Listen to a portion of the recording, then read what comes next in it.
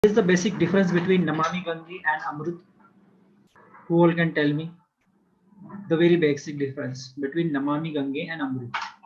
I mean, the focus of Namami Gange is based on what topics, and the focus of Amrut is based on which particular things.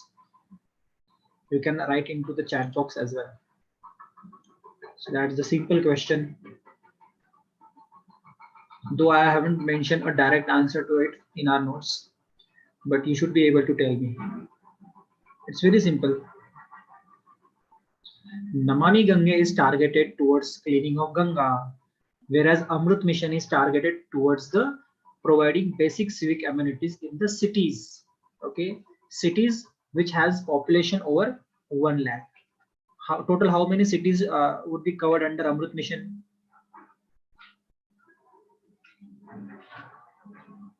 Yes, Shubham, very good. Okay, so total 500 cities would be covered under the Amrut Mission, right? And that city should have a population over 1 lakh. That's another condition for this, right? Sure. Yes, Aviral Dhara and Nirmal Dhara. If you get a question based upon this keywords, like this Aviral Dhara and Nirmal Dhara belongs to which of the following project, then in that case you should remember it is Namami Gange project.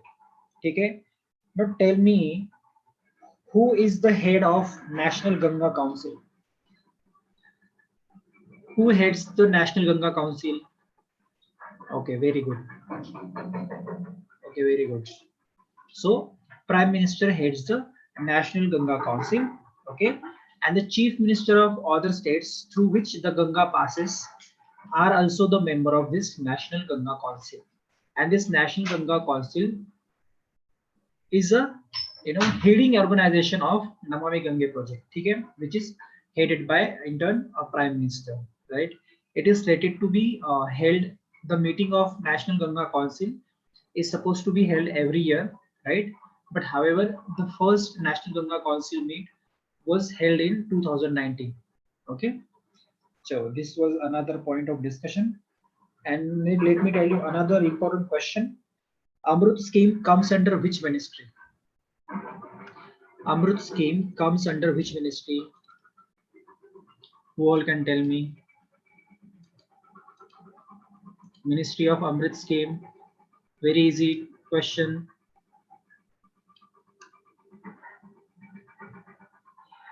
Yes, very good. Okay, Amrut scheme. Since the scheme is targeted towards providing amenities to the urban areas, like amenities to the cities, that's why it comes under the Ministry of Housing and Urban Development. Okay, that's why it is come under the Ministry of Housing and Urban Development. So is Amrut a central sector scheme or a centrally sponsored scheme? Amrut is a central sector scheme, yes, centrally sponsored scheme. Yes, so Amrut is a centrally sponsored scheme, and we have very well dealt with the difference between central sector scheme and centrally sponsored scheme. Centrally sponsored scheme, wherein the funding for the scheme would come from both central government and the state government, whereas in the central sector scheme, entire 100% funding comes only from the central government. That's the basic difference between central sector and centrally sponsored scheme, right? Hope you could recollect it. So let me ask you another question. World Ozone Day. After this particular point, this point of discussion, we had went through the World Ozone Day, right? And it is observed on which date? Yes, very good. So World Ozone Day, 16th September, right? World Ozone Day, 16th September. Theme of World Ozone Day 2020. Theme of World Ozone Day for 2020 is, please write into the chat box. Ozone for life. Very good, Malhar. Yes, 35 years of ozone layer protection, right? And why we are calling it 35 years? Why we are calling it for a 35 years? Yes, because it's the 35th anniversary of of what? Complete the sentence. Because it's the 35th. Very good, Shri Ram. Okay, it's the 31st century, anniversary of Vienna Convention, right? Vienna Convention completed 35 years. So Vienna Convention, right back before 35 years in 1985, this Vienna Convention was came into the picture where the governments across the world came together in order to protect the ozone layer, okay, which is there into the stratosphere, right? Sure. So this was another point of discussion. Very good. Many points you remember. Yes, Montreal Protocol is also a part of Vienna Convention. Okay. Now next point that we discussed in our yesterday's lecture, in that is India joined Djibouti Code of Conduct as an observer. Okay. Djibouti Code of Conduct is also known as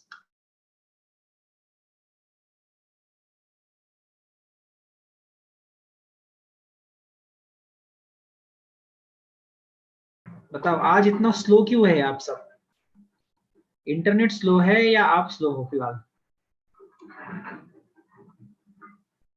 otherwise our answers are long today. Okay, maybe that's the case. Okay, so it is also known as a Jeddah Amendment. Very good, all of you are correct. So basically what has happened recently in the context of India, that India has recently joined this Djibouti Code of Conduct or Jeddah Amendment as an observer status member, right? Is that clear? And what it does, its aim is to Djibouti Code of Conduct का aim क्या है? To repress policy, piracy and armed robbery against ships in Western Indian Ocean. You remember I have already shown you the map, right? Where there is a rampant piracy in the ocean, where the ships are, hijacked, they are looted, and that's why in order to curb this kind of robbery, this kind of piracy into Western Indian Ocean, these countries, the 18 countries of the region have come together in order to curb or combat the piracy in that particular region. Okay, like Red Sea, Gulf of Aden, and eastern coast of Africa. Let me show you. This is what in Djibouti Code of Conduct. Okay.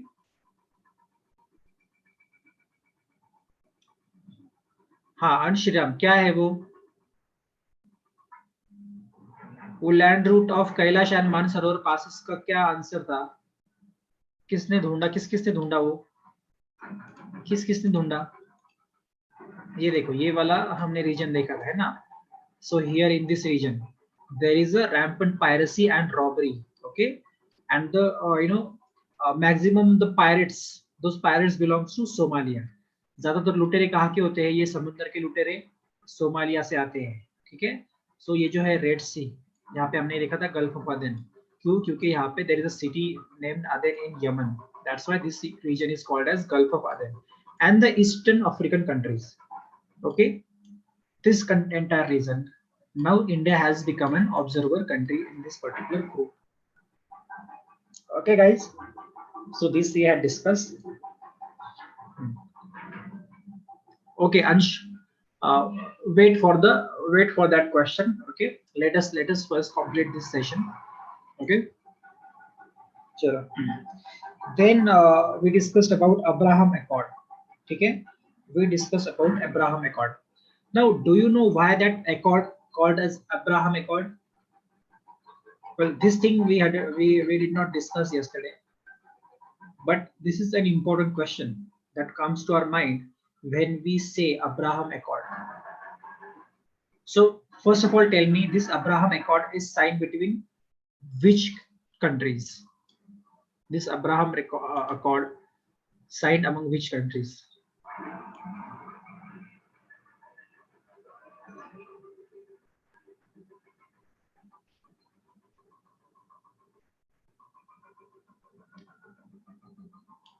Not USA, it is signed between UAE. Okay, Abraham Accord. Let me show you. So this Abraham Accord signed between UAE and Israel, also Bahrain and Israel. So Bahrain and UAE both signed this Abraham Accord with Israel. Okay, and this particular accord is mediated and hosted by whom? It is hosted and mediated by US President Donald Trump. Okay, and that's why the Abraham Accord is signed at the White House in USA. This thing you should remember. Okay, the accord is the first Arab-Israeli peace in 26 years, right? And as I told you, yes, Bahrain एक country है. Yesterday I shown you ना. Yesterday I shown you the country Bahrain, and I also told you that Egypt was the first Arab state to sign a peace deal with Israel, and thereafter it was Jordan in 1994. After 1994, that means after 26 years, UAE and Bahrain also signed a deal with Israel. Okay, now let me show you on the map.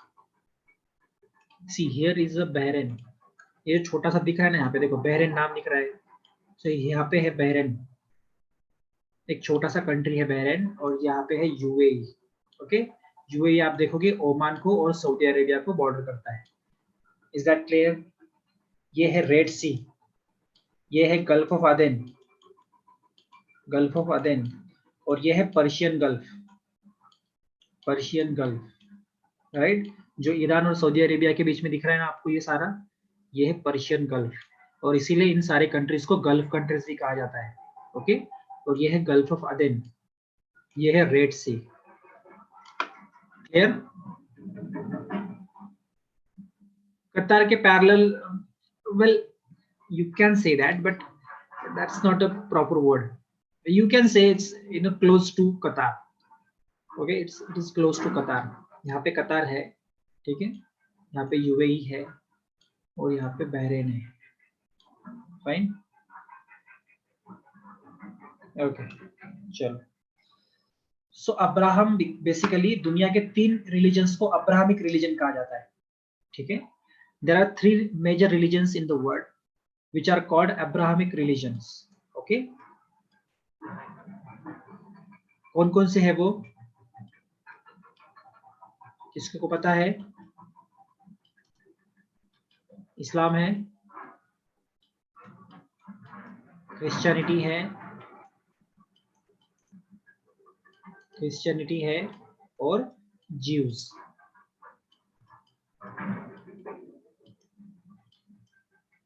ठीक है, इसीलिए ये जो deal है, इसको, जो कि Islamic countries और ज्यू कंट्री के बीच में साइन की गई है, इसीलिए इसको अब्राहम अकॉर्ड कहा जा रहा है.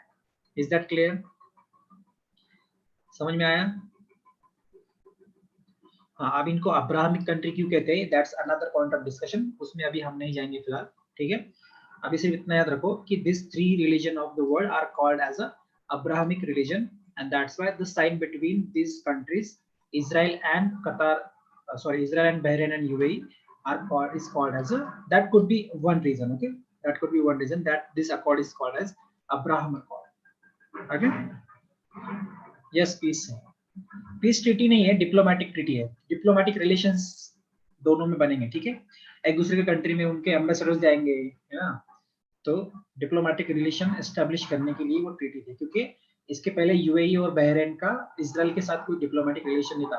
Most of the Arab countries का नहीं है. ठीक है, तो वो that's another conflict, but recently with a dramatic change into the region, Bahrain and UAE has established a diplomatic relation with Israel through this Abrahamic Accord. You can say that. Clear, everyone? Everyone?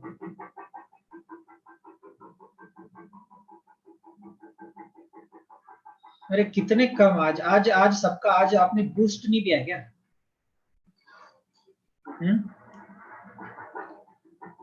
Very less number of response, very delayed response.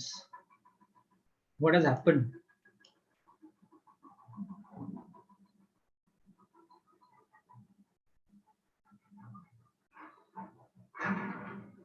Participants भी कम है आज, क्यों?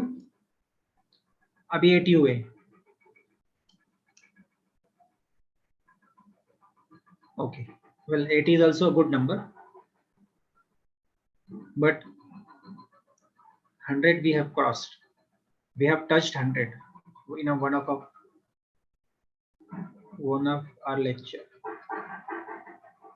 Yes, chalo. Let's move on to the next. And let me tell you something different. Let's begin today's lecture with another new news items from your exam point of view, which are important from your exam point of view. Okay, and the very first news is human capital index. Okay, now human capital index, आप में से काफी लोगों के दिमाग में सवाल होगा कि what actually a human capital is, है ना? What actually a human capital is? Sir हमने कैपिटल तो सुना है ना? Capital could be a thing, है ना? Capital could be we can also call money as a capital, right? Income as a capital, resources as some resources as capital. But what is human capital? Okay, what is human capital? Can somebody try it? Human capital का meaning? Can somebody try it?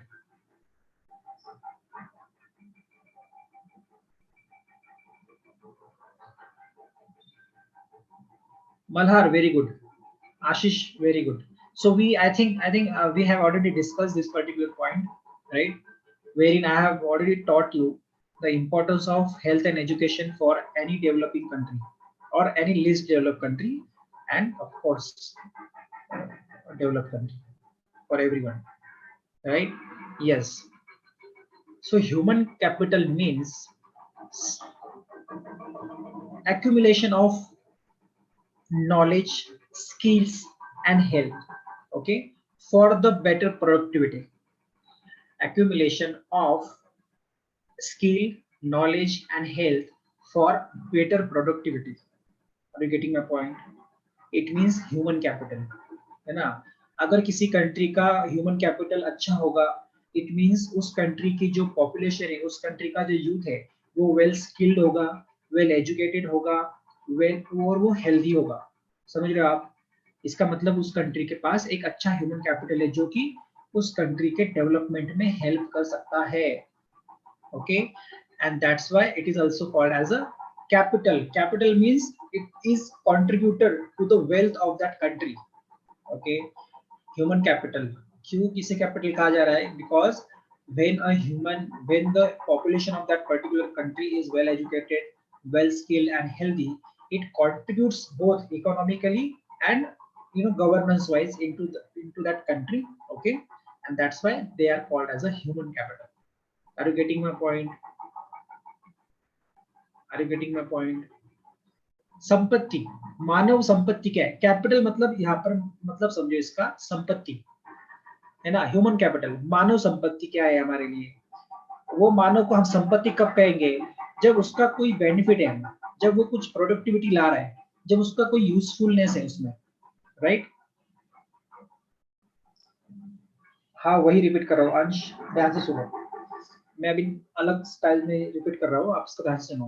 Human capital मतलब आप उसको अभी फिलहाल के लिए मानवीय संपत्ति समझो, है ना? तो संपत्ति हम किसे कहते हैं? संपत्ति मतलब क्या है? जो तुम्हारे पास आई है ना? जो तुमने एक्यूमुलेट कर रखी है उसको हम संपत्ति कहते हैं, राइट? उसका कुछ यूज है ना? वैसे ही ह्यूमन का तभी उसको यूज होगा, उसको तभी हम संपत्ति कहेंगे जब उसमें प्रोडक्टिविटी होगी. और उसमें वो प्रोडक्टिविटी कहाँ से आएगी? जब वो वेल एजुकेटेड और वेल स्किल्ड होगा, राइट? समझ रहे हैं आप? तो इसलिए हम उसको ह्यूमन मानव संपत्ति मतलब ह्यूमन कैपिटल कहेंगे.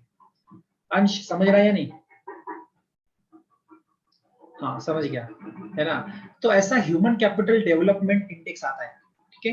ह्यूमन कैपिटल इंडेक्स आता है ना? जिसमें से मेजर किया जाता है the amount of human capital that a child born today can expect to attain by its age of 18. हर कंट्री अपने अपने ह्यूमन कैपिटल को डेवलप करने के लिए क्या एफर्ट्स ले रही है, ठीक है? Which country is taking efforts in order to develop its human capital, right? By investing in education, by investing in their skill development, by providing them a better health, है ना. ये सारा कौन कौन से कंट्री एक बेटर मेजरमेंट ले रही है in order to develop their human capital, right? According to that, according to their efforts, according to the results, this human capital index ranks the country, है ना, कौन सा कंट्री बेहतर कर रहा है इसमें, है ना, और कौन से कंट्री में ह्यूमन कैपिटल ज्यादा अच्छे से बन रहा है, डेवलप हो रहा है और प्रोडक्टिव बन रहा है. Is that clear? समझ में आ रहा है? और उसमें जो है इंडिया का rank for 2020 index is 116th. Okay, 116th है इंडिया का rank. So India has been ranked at the 116th position in World Bank's Human Capital Index. है ना, समझ में आया? World Bank's Human Capital Index. Clear? Shubham, आपको 115 कहाँ दिख रहा है? मैंने यहाँ पे गोल किया, ये 115 दिख रहा है आपको?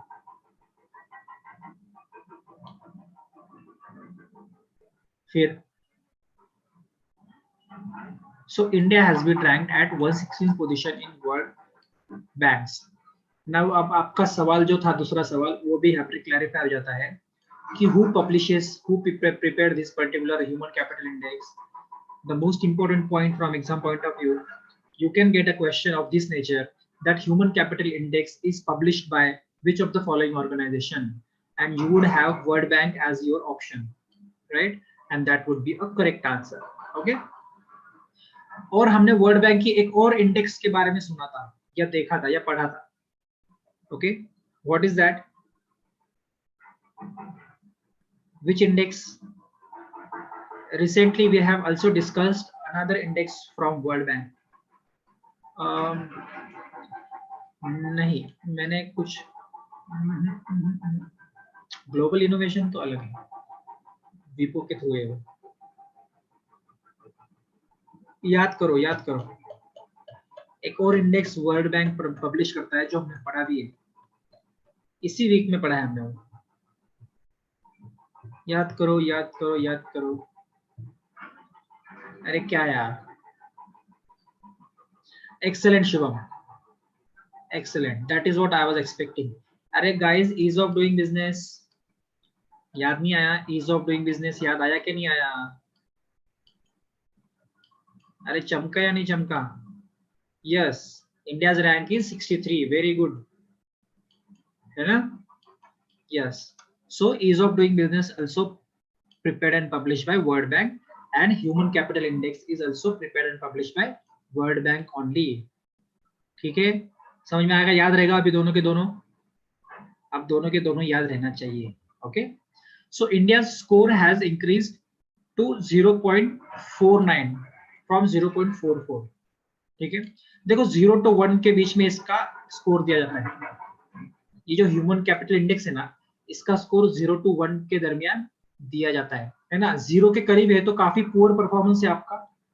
ओके, 0 के करीब है तो काफी पुअर है, और आप अगर 1 के करीब हो तो you are a best performer. Okay, are you getting my point? India बीचों बीच है. कितना है इंडिया का अभी स्कोर फिलहाल? 0.49%. Sorry, 0.49 only. Are you getting my point? When you are closer to 1, like your score is 0.8 or 0.9, if you have this much of score, you are a best performer. And you are close to 0 when your score is like 0.1, 0.2, 0.3, then that indicates the country is a poor performer. Okay, yes, मैं बता रहा हूँ.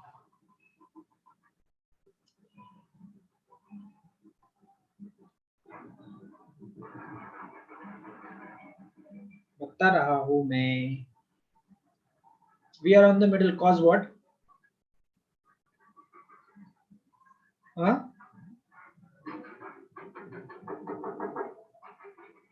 किसने बताया?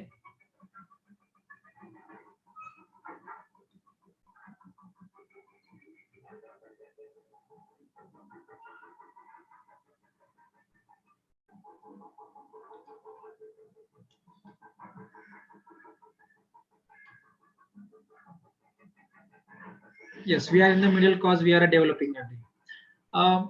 Okay, fair, but not absolute truth. Okay, we could do well even though we are a developing country. We could do well even though we are a developing country. We have to, what we have to do is we have to just invest into health, education and skills. Okay, so that our human capital would be built up. So someone you have asked me to, uh, Singapore is the topmost country. Yes, Singapore है, ठीक है, Singapore होना चाहिए, Singapore है basically. हाँ 0.88 as I told you कि अगर 0.8 0.9 के आसपास है तो इट्स द बेस्ट परफॉर्मर, ठीक है। अब इंडिया का लास्ट ईयर का रैंक अगर देखोगे आप, last year India's rank was 115 out of 157 countries. Okay, out of 157 countries India का रैंक लास्ट ईयर 115 था, इस साल इंडिया का रैंक 116 है। ओके, चलो, so now yes, as I already told you what is human capital index all about. See, there are three components or parameters. Whenever World Bank considers the countries for their ranking, it considers these three parameters for any country. Okay, and based upon these three important parameters, the ranking is devised. Okay, so now let me tell you these three parameters. One is survival as measured by under 5 mortality rate. ठीक है, देखो under 5 as के जितने भी बच्चे हैं हमारे देश में, है ना, अंडर 5 एज में कितने बच्चों की मोर्टेलिटी रेट अगर ज्यादा है, ठीक है, तो ये मोर्टेलिटी रेट मतलब डेथ रेट, आप इन सिंपल लैंग्वेज समझो इसको फिलहाल के लिए, ठीक है। अगर अंडर 5 एज के बच्चों का डेथ रेट अगर ज्यादा है तो फिर ये पैरामीटर कंसिडर किया जाएगा एज अ पुअर, है ना। सेकंड है expected years of quality adjusted school, इसका मतलब education literacy is considered. Third parameter है हेल्थ एनवायरनमेंट, ठीक है, हेल्थ एनवायरनमेंट मतलब how much favourable this country is for all group of people like for elderly and for children as well, right. So ये भी सारे parameters जो है important parameters, ये सारे कंसिडर किए जाते हैं। ओके, चलो, so this was all about human capital index. अब इसमें आपके एग्जाम पॉइंट ऑफ व्यू से इंपॉर्टेंट क्या क्या है ये सुन लो, ठीक है। अब मैंने आपको ये न्यूज समझने के लिए, आपको दिमाग में रहेगा, आपके थॉट क्लैरिटी के लिए बहुत ज्यादा एक्सप्लेन कर दी है, ठीक है। But however from your exam point of view 2 to 3 points are important only, and that is India's rank. Okay, in 2020 it is 160th position. Second important point from exam point of view is who publishes this report. It's World Bank's report. Okay, समझ में आ गया। And the third important point from your exam point of view is the parameter considered in devising the rankings. These 3 points which are important from exam point of view, ठीक है। अरे below 1 year नहीं है, वो below 5 year। चलो, यहाँ पे जब क्लियरली मेंशन है तो फिर क्या,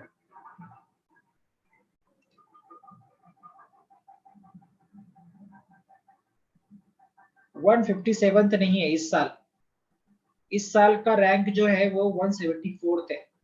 ओके, इस साल 174 कंट्रीज किया गया है, हर साल वो 157 होता है, ठीक है। पहला रैंक आपको बताया मैंने सिंगापुर है, लास्ट रैंक में कौन है बताओ,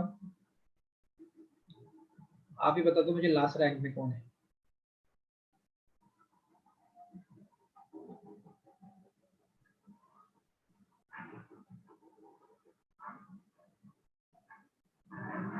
चलो नेक्स्ट न्यूज पढ़ते, जब तक मैं आपके पार्टिसिपेशन का फोटो निकाल लेता हूँ, ठीक है। चलो,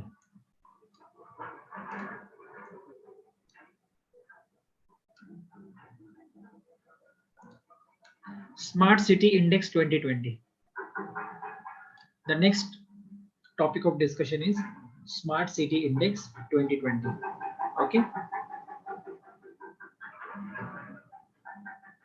the question is last rank किसका है, the question is last rank किसका है human capital index में,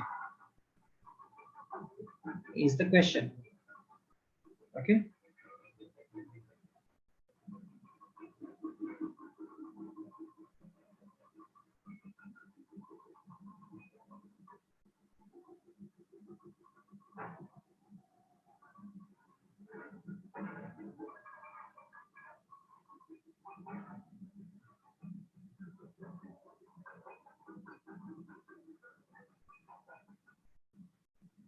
Sure.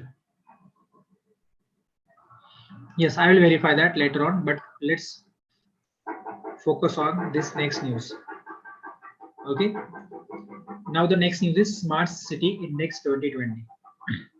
So what has happened recently is, concentrate here students, what has happened recently is the Institute for Management Development, okay, the Institute for Management Development, this is an institute from Switzerland, okay, in collaboration with Singapore University for Technology and Design, has released the 2020 Smart City Index.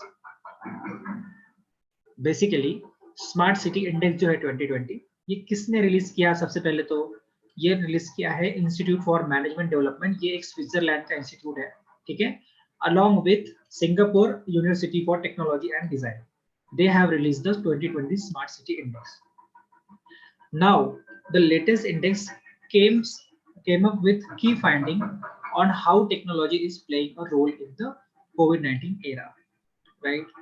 अब इस basis पर जो है rankings दिए गए हैं for 2020, okay, और इस रैंकिंग में आपको बता दूं, इंडिया टॉप 50 में बिल्कुल नहीं है, इंडिया का एक भी सिटी टॉप 50 में नहीं है, ओके, स्मार्ट सिटी इंडेक्स में इंडिया का एक भी सिटी टॉप 50 में नहीं है, और जो 4 सिटीज हमारे थे टॉप 100 में, उनका भी रैंक जो है अभी ड्रॉप हो गया है according to the latest news, okay. अब इसमें आप देखोगे न्यू दिल्ली है, मुंबई है, हैदराबाद है और बेंगलुरु है, ठीक है। अगर आप हैदराबाद का लेटेस्ट रैंक देखोगे तो वो 85th है, इसके पहले जो इंडेक्स आई थी उसमें हैदराबाद का रैंक सिर्फ 67 था, ओके, 67 से 85 पर हैदराबाद ड्रॉप हो चुका है। उसके बाद अगर न्यू दिल्ली का आप रैंक देखोगे, इट्स रैंक इज 86, इसका रैंक 68 से 86 में ड्रॉप हुआ है। 2019 में इसका रैंक 68 था। मुंबई का देखोगे तो मुंबई का 2019 में 78 था और अभी 2020 में 93rd पे आ गया है मुंबई, ओके। और वैसे बेंगलुरु का आप देखोगे तो it has come down to the 95th rank from 79। Clear है, समझ रहा है? तो हमारे जो 4 मेजर सिटीज थे जो टॉप 100 में आते हैं, ठीक है, टॉप 100 में हमारे ये 4 सिटीज आते हैं जो कि एज कंपेयर टू 2019 रैंकिंग, ठीक है, 2019 रैंकिंग इनका रैंक जो हुआ है 2020 में ड्रॉप हुआ है, ठीक है। समझ में आ गया कौन से 4 सिटीज है? IMD इंडस यूनिवर्सिटी नहीं है, ये स्विस यूनिवर्सिटी, स्विट्जरलैंड का। मैंने आपको पहले ही बताया, एकदम जब मैंने स्टार्ट किया डिस्कशन तभी बताया, इसका मतलब आप ठीक से सुनते नहीं हो, okay.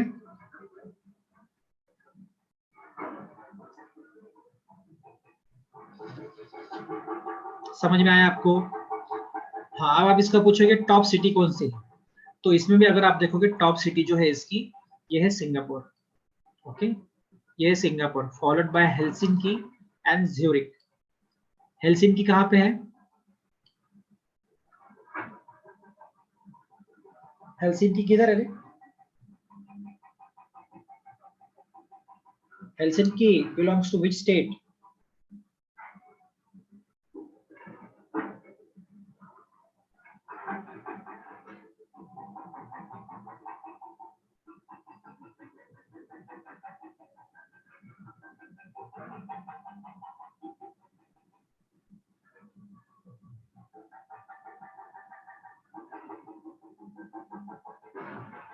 Yes, Helsinki is the capital of Finland.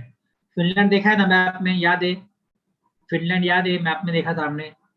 Yes, very good. सो उसका कैपिटल है हेलसिंकी, इसका रैंक सेकंड आया है, ठीक है। फर्स्ट पे कौन है? सिंगापुर है। थर्ड पे कौन है? ज्यूरिक। ज्यूरिक कहाँ का है? ज्यूरिक कहाँ का है? हाँ, ज्यूरिक स्विट्जरलैंड का है, okay. Zurich is a city in Switzerland, याद रखना, ओके, जो थर्ड नंबर पे है, okay guys. So top 3 ranker समझ में आ गए आपको? टॉप 3 रैंकर कौन है? सिंगापुर, हेलसिंकी और Zurich, okay. Clear everyone?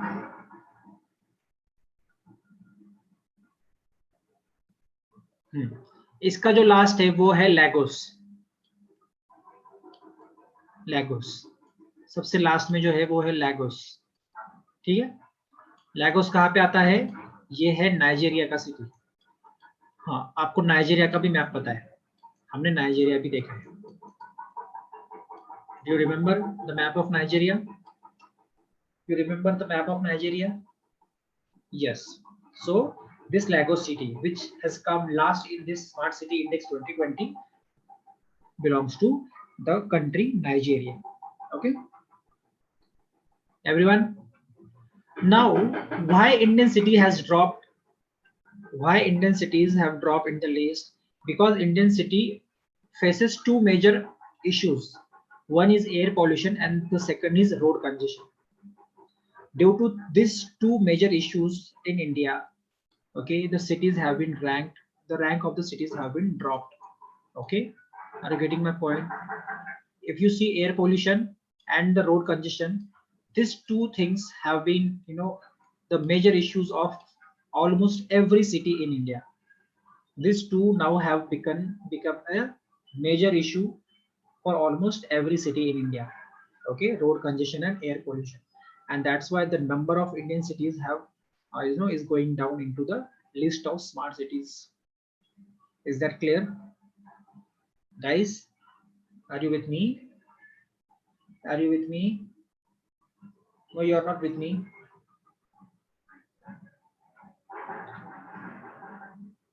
Yes. Okay then. Let's move on to the next topic of discussion, and that is FDI in defense sector increased. Very important point. Okay, very important point from your examination point of view. Why? Because you are a MDA students, defense students. You are okay. Okay, so foreign direct investment, in short, FDI. Okay, why FDI is very important for any country?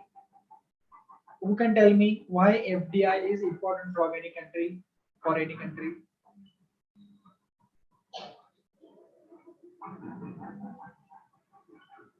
Okay, for GDP growth. Okay, currency exchange. Okay, economy तो बहुत general हो गया. Give me specific answers. Ease of doing growth. Okay, security. Okay, business. Cause it brings foreign.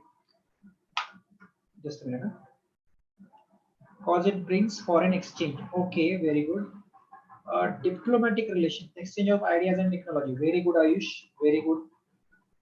Or MNCs. Okay.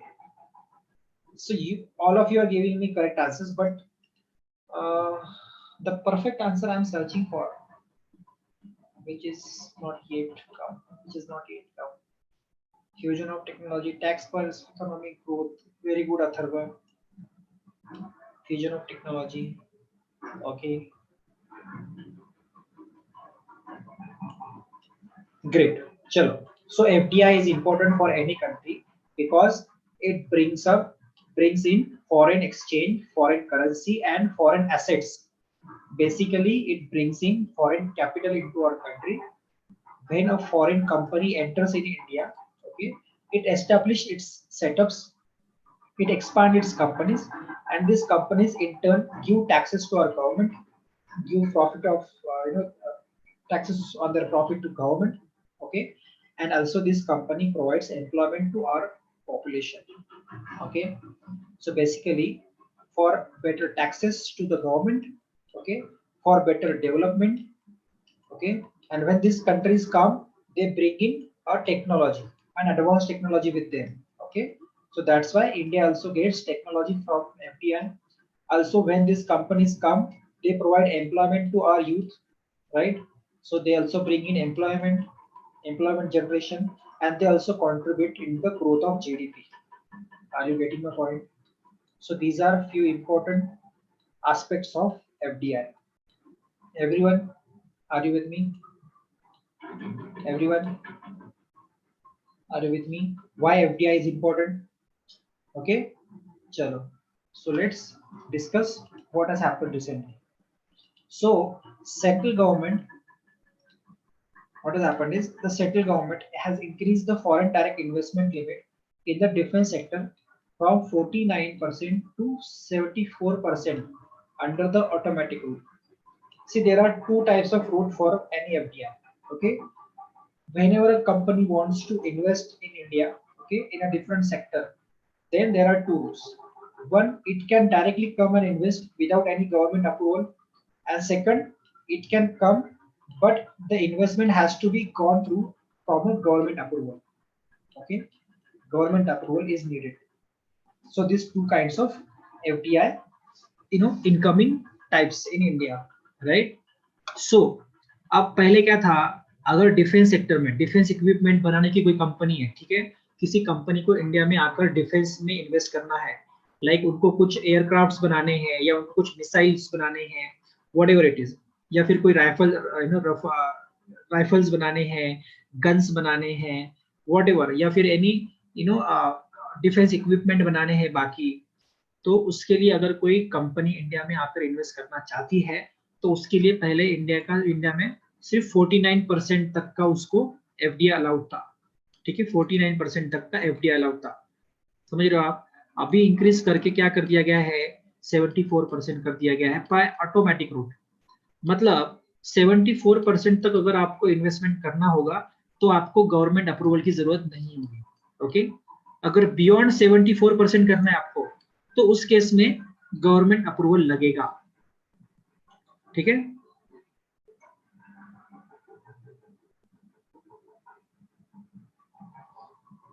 हाँ, under automatic route means direct FDI direct ही होता है, मगर type दो होते हैं कि एक ऑटोमेटिक रूट होता है और एक गवर्नमेंट रूट होता है। ऑटोमेटिक रूट में आपको गवर्नमेंट के सारे अप्रूवल्स लेने की जरूरत नहीं होती, आप डायरेक्ट आके इन्वेस्ट करो, ठीक है। और गवर्नमेंट रूट के थ्रू, इसका मतलब नाम नहीं है, किसका 74%, राइट, किसका 74%, very good, that's a very valid question. Okay, now अगर कोई सपोज डिफेंस इक्विपमेंट बनाना है सपोज, और कंपनी है, ठीक है, एक डिफेंस इक्विपमेंट की कंपनी है, ओके, किसी इंडिया में आ रही है, जैसे सपोज एग्जांपल डसॉल्ट है ना, डसॉल्ट, सपोज डसॉल्ट ये एक कंपनी है फ्रांस की, ठीक है, उसको इंडिया में आके एफडीआई डालना है, इन्वेस्ट करना है इन डिफेंस सेक्टर, और उसको एक कंपनी डालनी है, ठीक है। उस कंपनी के हम 100% शेयर समझ लेते हैं अभी, ठीक है, कंपनी के शेयर 100% अगर है, तो इस 100% में डसॉल्ट आकर कंप्लीट 100% इसमें इन्वेस्ट नहीं करेगा, ठीक है, मतलब डसॉल्ट की 100% ओनरशिप इसमें नहीं होगी, ठीक है, इसमें डसॉल्ट मैक्सिमम अभी जो है 74% तक इन्वेस्ट कर सकता है, ठीक है, बाकी जो होगा इसमें इन्वेस्टमेंट वो इंडियन इन्वेस्टमेंट होगा। Are you getting my point? Are you getting my point Akash? So ये है 74, इसका 74, ठीक है।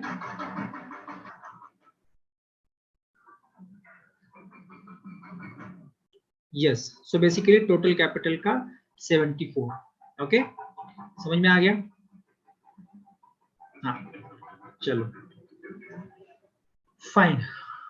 सो टोटल जितना भी इन्वेस्टमेंट होता है, टोटल इन्वेस्टमेंट के सिर्फ 74%, आप ये टोटल कैपिटल का 70% बोलो या टोटल इन्वेस्टमेंट का 74% बोलो, ठीक है, one and the same thing in this particular case. Okay, पहले कितना था 49। आपको बहुत इजी सवाल आएगा कि जो है इंडिया का जो डिफेंस सेक्टर में एफडीआई है, ये 49 से बढ़ाकर 74 कर दिया है, ओके, एंड अप टू 74 क्या होगा, बाय ऑटोमेटिक रूट। 74 के बियॉन्ड अगर आपको इन्वेस्ट करना है तो उसके लिए गवर्नमेंट अप्रूवल लगेगा, तो यहाँ पे मैंने डाला है the FDI beyond 74% would be through the government route, okay, through the government route. But however, the foreign investment in the defense sector will be subject to the scrutiny on grounds of national security. अब ऐसा नहीं है कि आप company आ रही है 76% या 74% जो है वो इन्वेस्ट कर रही है, कोई भी कंपनी आ जा रही है और इंडिया के डिफेंस में इन्वेस्ट कर रही है। अब डिफेंस जो है इंडिया के लिए सेंसिटिव मैटर है, किसी भी कंट्री के लिए defence is a sensitive matter, so no country would want security issues with the defence equipments, right, and that's why whatever investment is coming, that is subject to the scrutiny on the grounds of national security, ठीक है। अगर if the country found that some investment is coming from a country which is in a doubtful manner, okay, in a doubtful status, right? And it could be a threat to our national security, and that's why we should not allow that country to invest in our defense system. In that case, India can take a decision. Okay, that's why I'm telling you, this particular FDI, even if it is open to 74% through automatic route without government approval, this is open to the scrutiny on the grounds of national security. Everyone, did you get what I have just said? या मतलब हाँ, मतलब अब ये पाकिस्तान और China से allow नहीं करेगी, ये एकदम ये केस हो गया एकदम। बट ऐसी और भी कोई कंट्री से नहीं करेगी जहाँ पे एक सिक्योरिटी थ्रेट हो सकता है इंडिया को। जैसे उस कंट्री के साथ पाकिस्तान का इन्वॉल्वमेंट सिक्योरिटी लेवल पर ज्यादा डीप है, any type kind of, okay. या फिर उनके उस इक्विपमेंट में इन्वेस्ट करने से, या फिर वो ऐसा कोई इक्विपमेंट है जो इंडिया यूज करने वाला है जिसका उनके पास कंट्रोल हो सकता है program wise, programming wise, so that's in that case, okay। चलो, सबको समझ में आ गई ये न्यूज? क्यों एफडीआई इंपॉर्टेंट है, डिफेंस में कितना किया गया है, किसका किया जाता है, और नेशनल सिक्योरिटी को सब्जेक्ट क्यों है ये सारा, okay.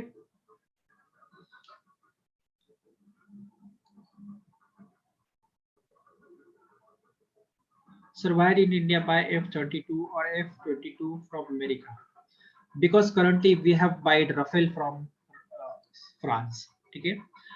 So at the same time we cannot deal in same kind of what aircrafts, or in same in the same domain in a multiple way. We have scarcity of resources, we have very limited resources, and we cannot go on purchasing everything from the from different countries. Right now we have a huge deal with France in terms of Rafale, right? And that has still yet to be delivered completely, okay, and that India has invested a lot of money into that deal, and that's why as of now India cannot afford to go with all these F-32 and all these things, ठीक है। उसकी फिलहाल जरूरत भी नहीं है, okay. सारे issues होते हैं, कुछ सारे प्रॉपर ये होता है, रिक्वायरमेंट देखी जाती है उसकी कितनी है ना। हमारे स्क्वाड्रन में कौन से एयरक्राफ्ट की ज्यादा जरूरत है वो देखा जाता है, हमारे पास रिसोर्सेस फिलहाल कितने हैं उसको खरीदने के लिए ये देखा जाता है, और उसको खरीदने की उसकी प्राइस कितनी है, उसकी अफोर्डेबिलिटी कितनी है हमारे लिए, ये देखा जाता है। तो ये सारे पैरामीटर्स होते हैं जो देखा जाते हैं, इसीलिए हम कभी भी उठ छुट कर एकदम हर कंट्री से जाकर कोई भी डील नहीं बना सकते, ठीक है। It's very easy for us to say why we are not purchasing this from this country, why not, but it has its own issues, it has its own parameters on the basis of which government takes the decision, okay, with limited resources, and that's why we cannot go on purchasing everything from multiple countries, right? Is that clear, everyone?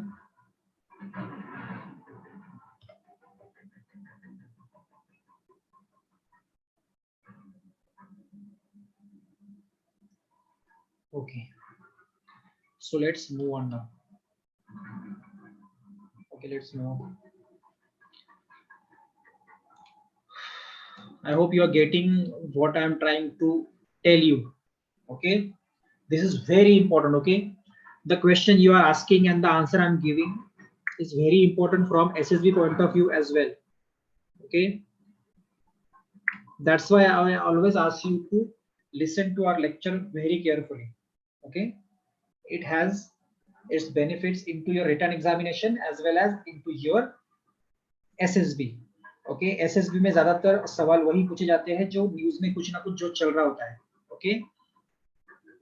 Right, आपको ज्यादातर ऐसे कोई भी alien सवाल नहीं पूछे जाते, news में कोई इशू चल रहा है प्रॉपर, उस पर आपके थॉट्स पूछे जाएंगे, ओके। चलो let's move on, next question.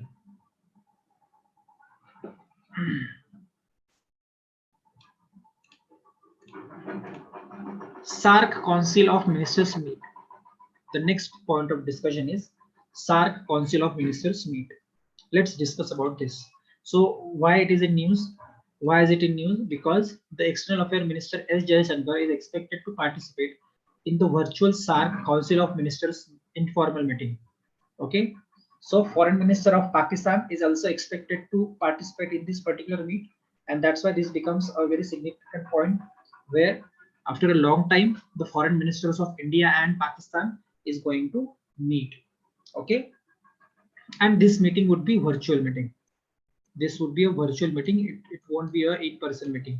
Okay, so in that context, let us discuss about SARC. See, so far we have discussed multiple organizations like BRICS. Okay, how many organizations we have discussed? BRICS, can you name them? Different organization. Then we discussed SCO, Shanghai Cooperation Organization. We discussed about UNESCO. We discussed about UNESCO. Then we discussed about UNSC, UN Security Council. Yes. Then we discussed about BIMSTEC, right? We discussed about BIMSTEC. And now let us discuss SARC. Okay. So while I was teaching you BIMSTEC, that time also I briefly touched the SARC. Okay. But today we will specifically go with SARC. Okay. We also know the RATS is, yes. So ASEAN also we discussed, UNESCO, UNICEF, very good, Ansh. And we also discussed RATS, Malhar. But RATS is a permanent organ of Shanghai Cooperation Organization. So when we discussed SCO, there that time only we discussed RATS. चलो, so let's discuss SARC. SARC के member तो आपको सबको पता है of course already, ठीक है?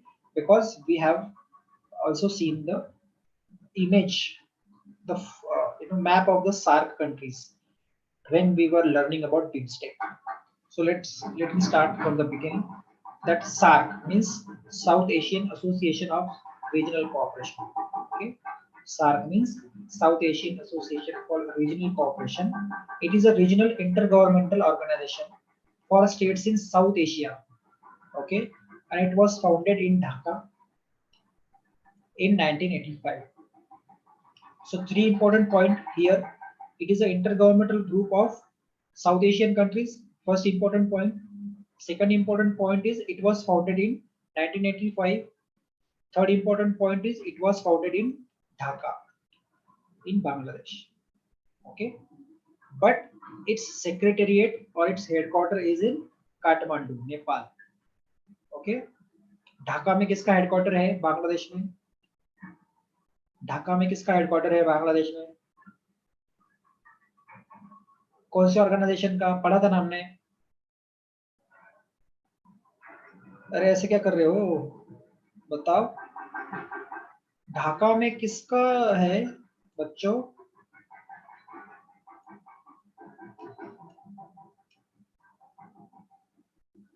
Oh my God, that's really concerning.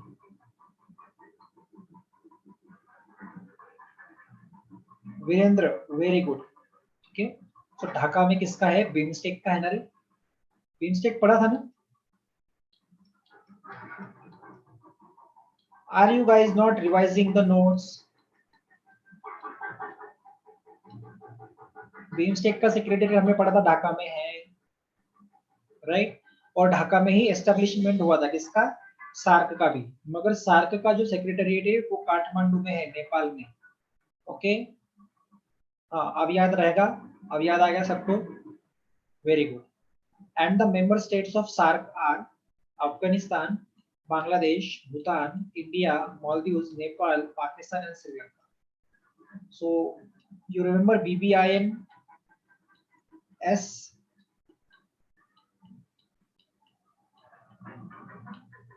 You remember BBINS means Bangladesh, Bhutan, India, Nepal, and Sri Lanka. These 5 countries are there in both SARC and BIMSTEC. Okay. In addition to these 5 countries, 3 additional countries are in SARC: Afghanistan, Maldives, and Pakistan. Okay, and in terms of BIMSTEC, in addition to these 5 countries, name the 2 countries.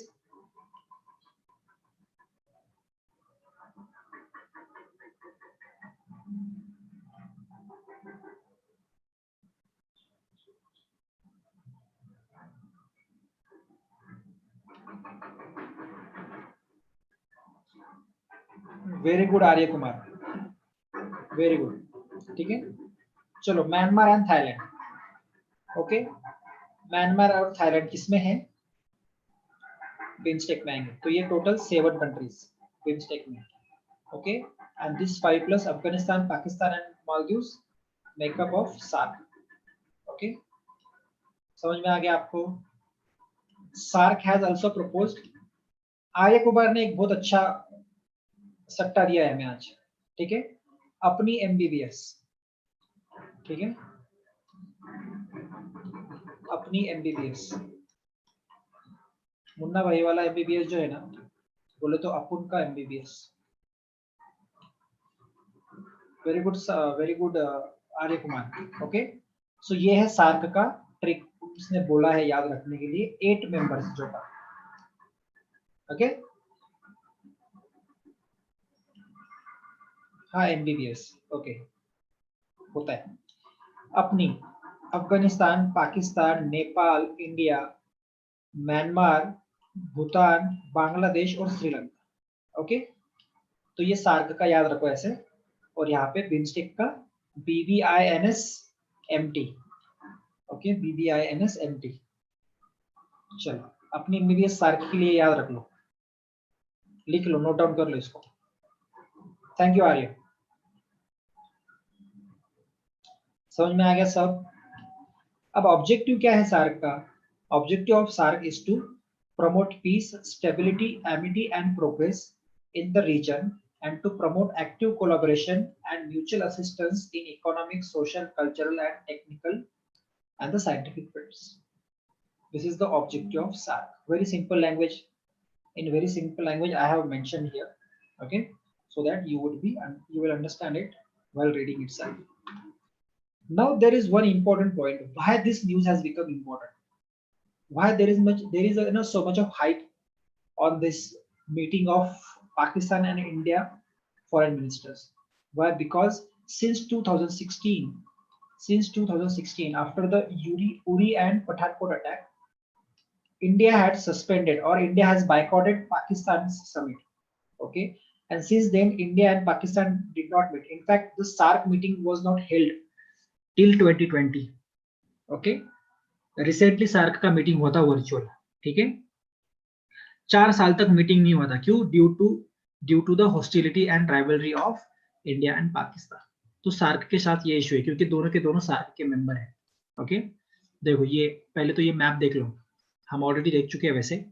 Afghanistan, Pakistan, India, Nepal, Bhutan, Bangladesh, Sri Lanka and Maldives, these are the 8 countries in SARC. And if you remove these 3 countries here, okay, if you remove these 3 countries here, remove these 3 countries, okay, and let's concentrate to Bay of Bengal only. So here you will get BIMSTEC countries, okay, along with India, Nepal, Bhutan, Bangladesh and Sri Lanka. You will get Myanmar and Thailand here, okay, in terms of BIMSTEC. Everyone, अब ये मैंने इतनी बार repeat कर दिया है कि अब आपको इसमें कोई भी प्रॉब्लम नहीं आनी चाहिए याद रखने में। ओके, बिम्स्टेक और सार्क पे कोई भी क्वेश्चन आ जाए हमारे क्लास के स्टूडेंट्स के लिए वो बहुत हैंडी होना चाहिए। It should be very easy for them and without wasting any time they should be able to answer it quickly. Am I clear on this? Am I clear on this? And are you agree to this?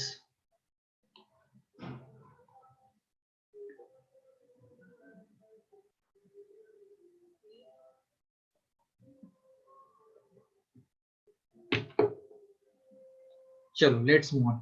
हाँ, मैं आपको India Pakistan का issue बता रहा था SAARC में, जो मैंने आपके नोट्स में भी डाल रखा है। ठीक है, so ever since its beginning the organisation has faced difficulties mainly because India Pakistan hostilities. Okay, on the front of science and technology, India had launched the SARC satellite, okay, but it had excluded Pakistan from its ambit. India ने SARC satellite launch किया था, ठीक है, सारे SARC के countries के लिए। अब SARC में मगर पाकिस्तान भी आता है, ठीक है, मगर पाकिस्तान को इंडिया ने इस SARC सैटेलाइट के ambit से exclude कर दिया था, ठीक है। And then SARC failed to hold its annual summit after November 2016, okay. जब ये समिट इस्लामाबाद पाकिस्तान में होना था, and it was cancelled by India. Why? Because of the terror attacks on the Pathankot airbase and the military hub in Uri. Hostilities का मतलब है दुश्मनी, rivalry, hostilities, rivalry. Okay.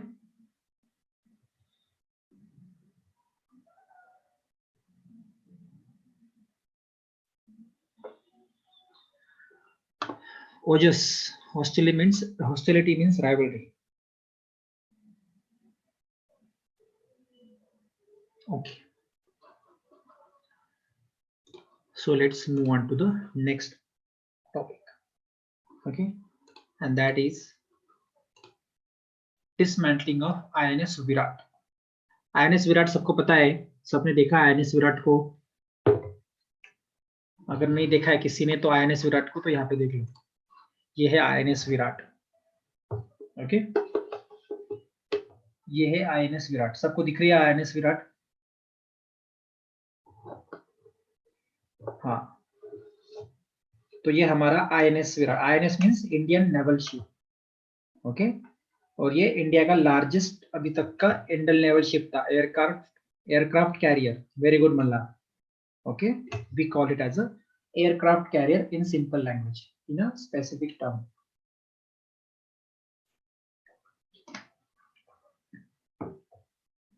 Yes, Atharva has given us another important point regarding this, that is INS Virat is a longest serving ship ever, right?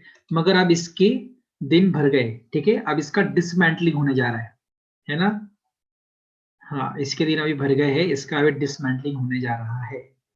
Okay, चलो, dismantling होने जा रहा है मतलब अब वो शिप को अभी उसको डिसमेंटल कर देंगे। डिसमेंटल कैसे बताऊं अभी मैं आपको, उसके पुर्जे पुर्जे कर देंगे इन सिंपल टर्म। नहीं, मेल्ट नहीं करेंगे, स्क्रैप में उसको कन्वर्ट करेंगे, ठीक है। चलो, so dismantling of INS Viraat set. So world's longest serving warship, okay, world's longest serving warship INS Virat will be dismantled at Alang. Alang क्या है? Alang is the world's largest ship breaking yard. Ship को break करने का yard है ये, largest, ठीक है। कौन बताएगा मुझे कहाँ पे ये? Alang is world's largest ship breaking yard. Alang is located in which state? Which state?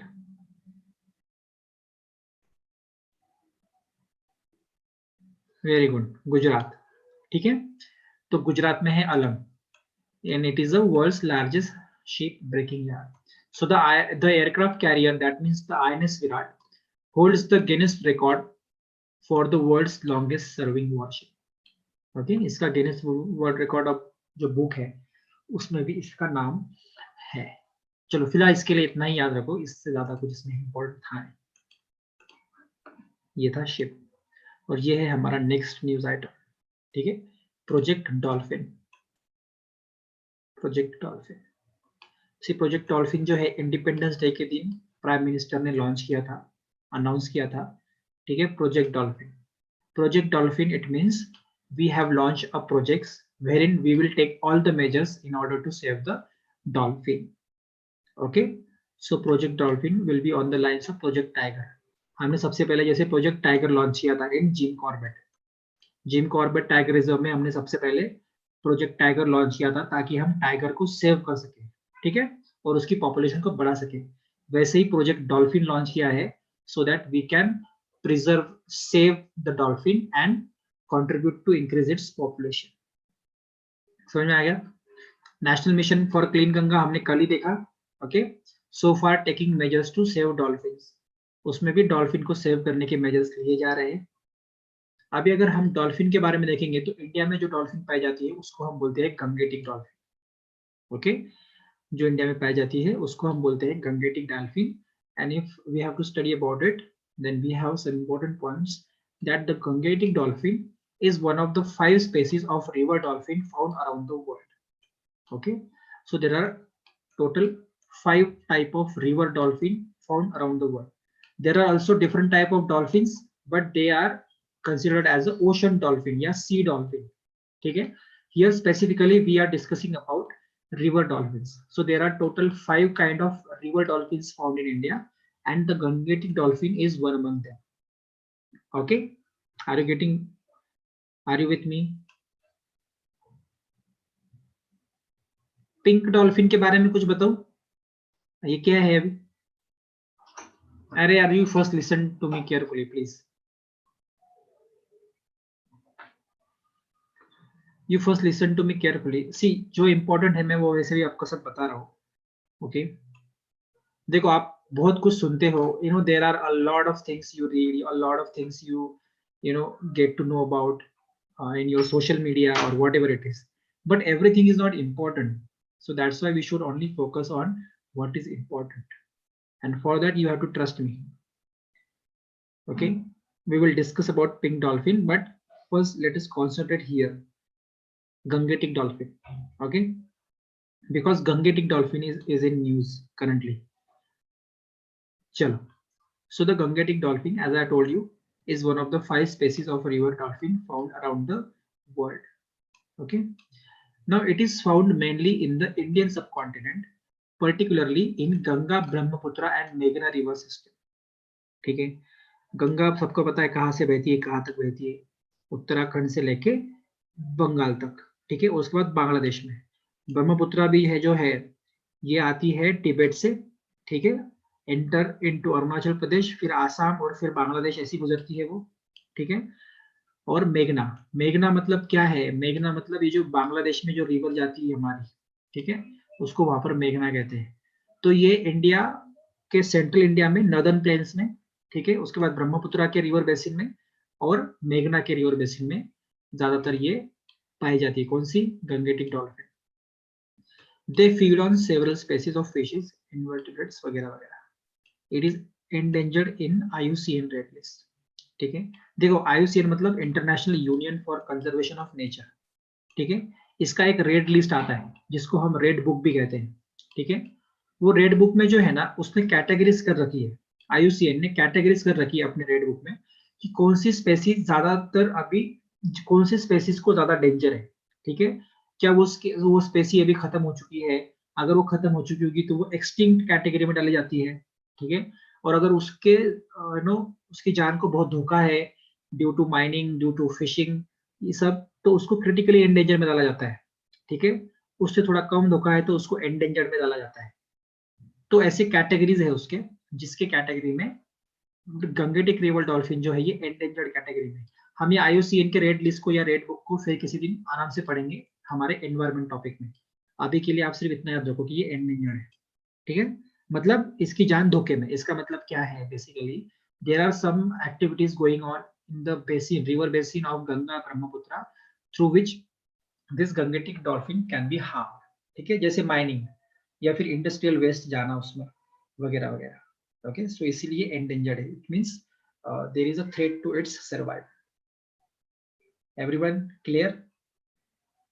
समझ में आ रहा है? दिमाग में जा रहा है कुछ तो? क्लियर? ठीक है, चलो. ऐसा कहा जाता है अराउंड 2500 टू 3000 के बीच में गंगेटिक डॉल्फिन्स है इंडिया में, ऐसा कहा जाता है. ठीक है, but we don't have a clear measures, you know, official number for this as of now. समझ में आ गया? प्रोजेक्ट डॉल्फिन किसने लॉन्च किया था, कब लॉन्च किया था? प्रोजेक्ट टाइगर के लाइन पे है, in order to preserve and increase its population, right? One of the species dolphin found around the world out of 5, right? Right. Ganga Brahmaputra मेघना रिवर सिस्टम में पाई जाती है, ये भी याद रखना. एंडेंजर है, ये याद रख लेना. चलो, एग्जाम पॉइंट ऑफ व्यू से इतना इंपॉर्टेंट था. अभी मैं मूव करूंगा, सिंस हमारा फर्स्ट आवर हो चुका है. ठीक है, so let me drink some water and let's move to the RIMC question papers. Okay, there we will have a short practice of solving the questions. Okay, okay.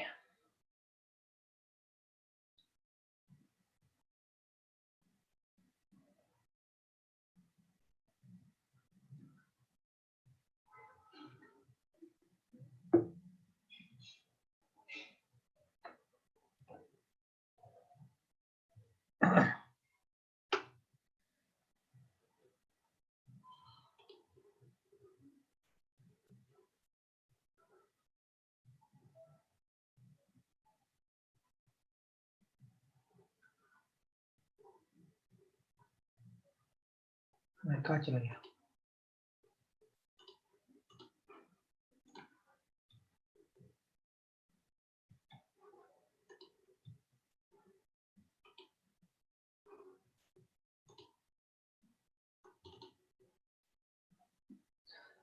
Okay, so question number 38 से begin करते हैं.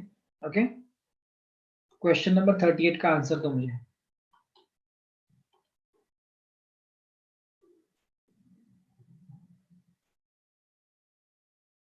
Very good answer. चलो, let's give me the answer of 38 question.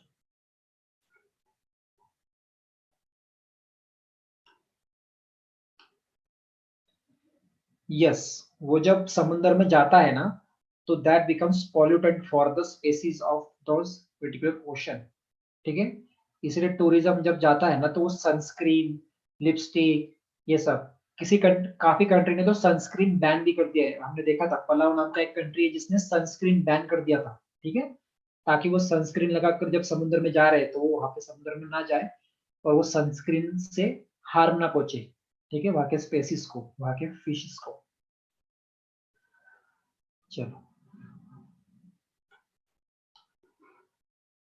so your answer is for 38 is B, right? B should be your answer. ठीक है, so where did Prime Minister Modi launch India's first national museum of Indian cinema? So it was launched in Mumbai. Okay, and this particular museum portrays over a century old journey of movies in India.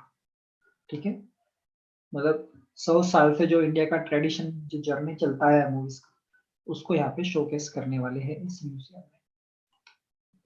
चलो, nothing much beyond that. Question number 39. Name the former president of India who has conferred Bharat. अच्छा, ये कल ही discuss किया हमने. It was Pranab Mukherjee. Okay, या sun cream जो है coral beaches के लिए किया था, कोरल रीफ्स के लिए किया था. Very good. चलो, अब वो डिस्कशन को अभी खत्म करते हैं, अभी आगे बढ़ते हैं. क्वेश्चन नंबर 40 का आंसर दो. 39 तो हो गया है. अच्छा, 40 भी हो गया है. ओके, सिरिल रामाफोसा देखा था हमने, president of south Africa. Okay, चलो ये भी हो गया था. क्वेश्चन नंबर 41 का दो फिर. अभी ये तो नहीं होता ना, 41 नहीं होता. Where did Prime Minister Modi lays down the foundation stone of Greenfield Airport recently?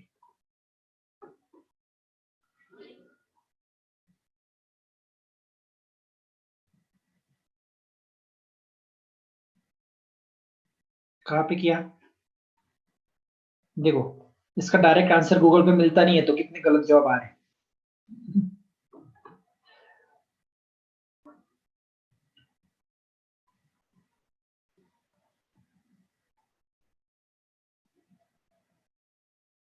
बताओ बताओ बताओ बताओ. Where did the Prime Minister lay down the foundation stone for Greenfield Airport recently?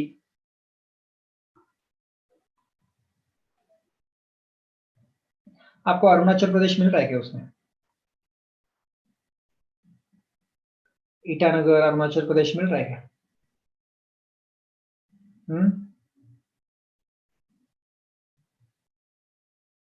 Yes, सो वहीं पर है ये होलोंगी.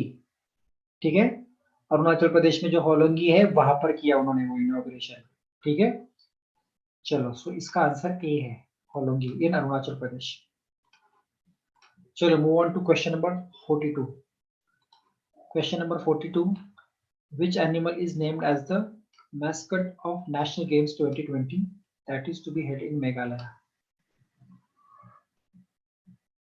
मैस्कट मीन्स क्या, कौन बताएगा मुझे? मैस्कट मीन्स क्या, कौन बताएगा?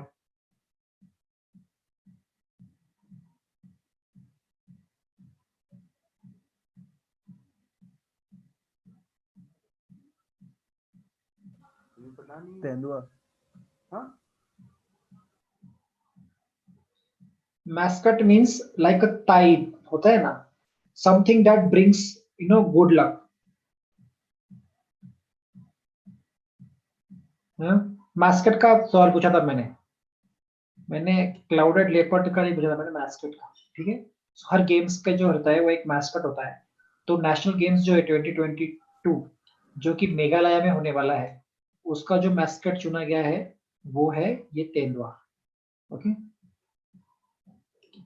क्लियर है?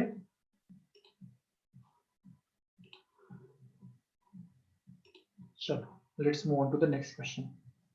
इसका आंसर सी है। ठीक है, who is election commissioner of India? That's a very straightforward question. In fact, almost all the questions are straightforward. Who is election commissioner of India? कौन है रे अभी फिलहाल इलेक्शन कमिश्नर कौन है?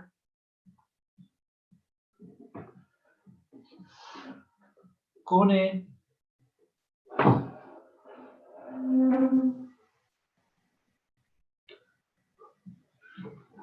रावत। रावत इलेक्शन कमिश्नर है।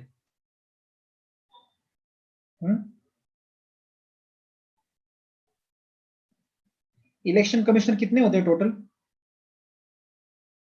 टोटल इलेक्शन कमिश्नर कितने होते हैं हमारे? इलेक्शन कमीशन ये कॉन्स्टिट्यूशनल बॉडी है या नॉन कॉन्स्टिट्यूशनल बॉडी या स्टैट्यूटरी बॉडी है? हाँ हाँ, इलेक्शन कमिश्नर टोटल 3 होते हैं। Very good. ठीक है, इलेक्शन कमीशन कॉन्स्टिट्यूशनल बॉडी है या नॉन कॉन्स्टिट्यूशनल बॉडी है?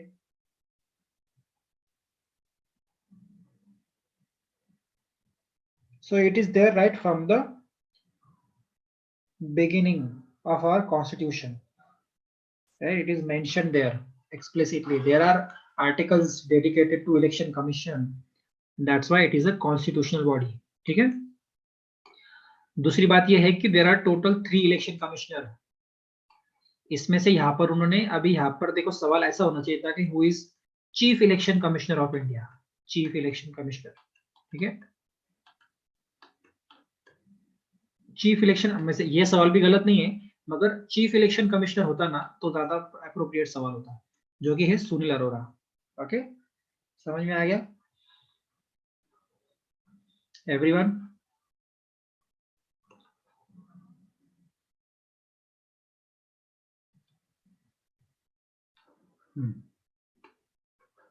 चलो very good. Next 44।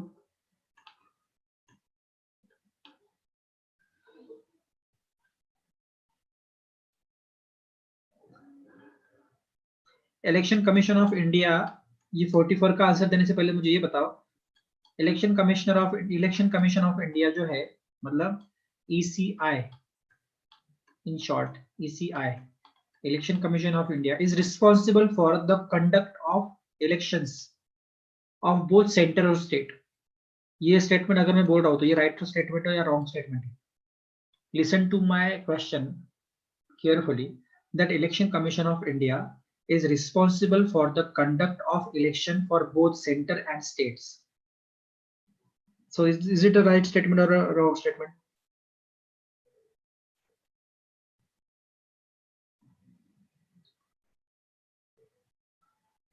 Very good. So it is a correct statement.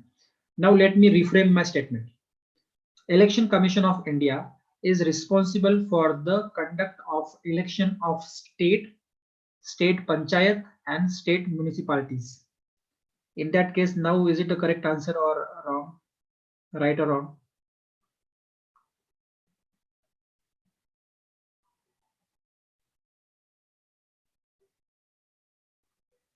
Okay, so it's a false statement. It's a wrong statement, right? Great, very good. क्यों? क्योंकि सिर्फ centre और state के election जो है ये election commission of India conduct करता है, मगर जो ग्राम पंचायत म्यूनिसिपालिटीज जो स्टेट के अंडर के जो इलेक्शन होते हैं ये कौन कंडक्ट करता है? Election commission of that particular state. ठीक है, इलेक्शन कमीशन ऑफ इंडिया नहीं करता। ठीक है, वो स्टेट इलेक्शन कमीशन करता है। फाइन, चलो very good, very good. I am happy to see that maximum of you know this. चलो, now give me the answer of 44।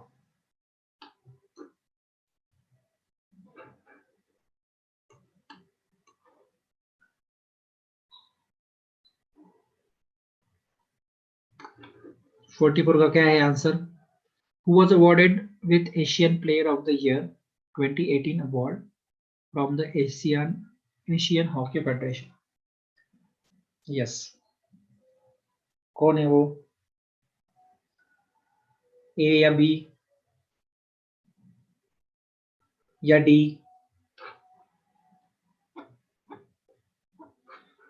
आज बहुत स्लो है सारे के सारे आंसर देने में.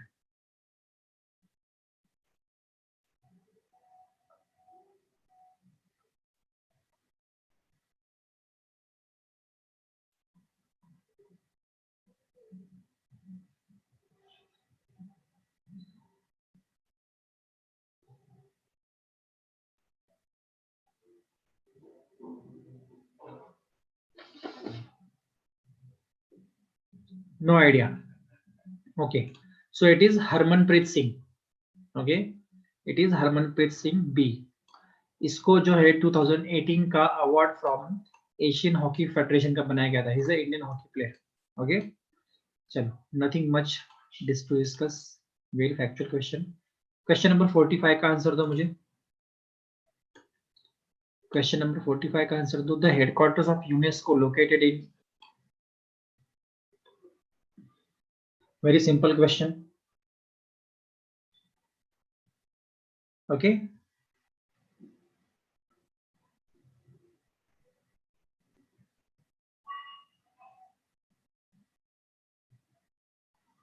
Paris France. राइट, यूनेस्को का हेडक्वार्टर है पेरिस में, फ्रांस में. ओके, चलो next question 46. Which of the following is an airborne disease? So ये कुछ वैसे ये आपका जनरल साइंस का क्वेश्चन है, जनरल स्टडीज का क्वेश्चन नहीं है. फिर भी I don't really know, but I think measles should be the answer. Okay, ask your science teacher this question. Okay, measles और typhoid should be the answer.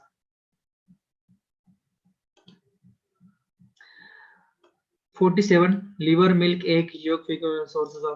Again a science question. But ये जो है ये vitamin A होना चाहिए इसका answer. As per my information that could be wrong ना, वो गलत. But I think it should be vitamin A. Okay, then 48. ये अगेन साइंस क्वेश्चन, न्यूमिस्मेटिक. ये हिस्ट्री का क्वेश्चन है वैसे. हाँ, ये किसका आंसर दो. 49 का आंसर दो. 49 का आंसर दो.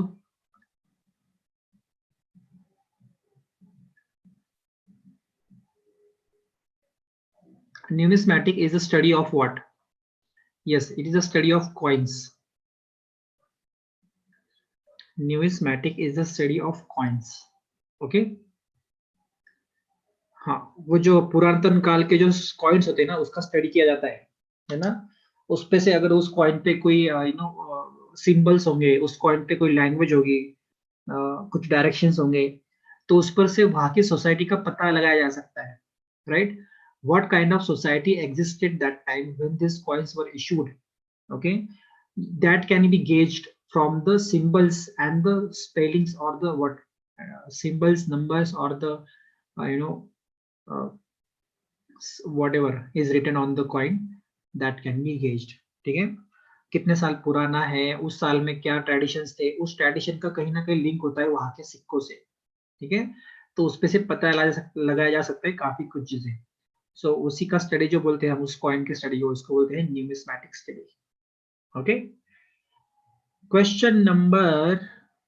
Windows anti system store registry in which format. Windows, ये क्या है? ये इसका साइंस का क्वेश्चन है. अगेन साइंस का नहीं है, टेक्नोलॉजी का क्वेश्चन है.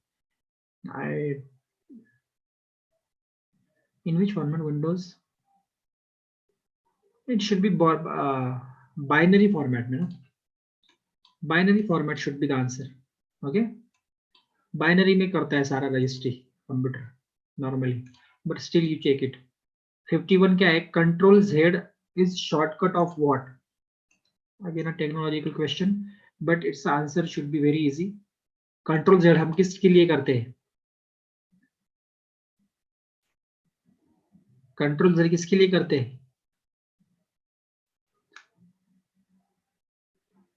फाइल रीनेम करने के लिए हम कंट्रोल जेड करते हैं? No, we do control Z for undo, है ना? कुछ गलत हो गया, कुछ गलत टाइप हो गया या कुछ गलत ऑपरेशन हो गया हमारा while operating computer, we press control plus Z in order to undo it, right? Yes, rename file के लिए हम F2 इस्तेमाल करते हैं। ओके, याद रख लो, आपको काम आएगा ये। आपको अगर फाइल रीनेम करनी है, राइट क्लिक करके रीनेम से जाने से बेहतर है उसको सिर्फ क्लिक करो और F2 दबा दो, आपका फाइल रीनेम ऑप्शन हो जाएगा चालू। ठीक है, समझ में आ गया? कंट्रोल रीडू के लिए क्या चीज दबाएंगे हम? रीडू के लिए क्या दबाते हैं? रीडू के लिए क्या दबाते हैं? जैसे कंट्रोल प्लस जेड हम अनडू के लिए दबाते हैं, वैसा रीडू के लिए दबाएंगे हम कंट्रोल प्लस, बताओ, control plus, very good Tanmay, control plus Y. ठीक है, चलो, tell me question number 52 answer. Diu was the colony of, see Diu, Goa, ये सब किसके कॉलोनीज थे?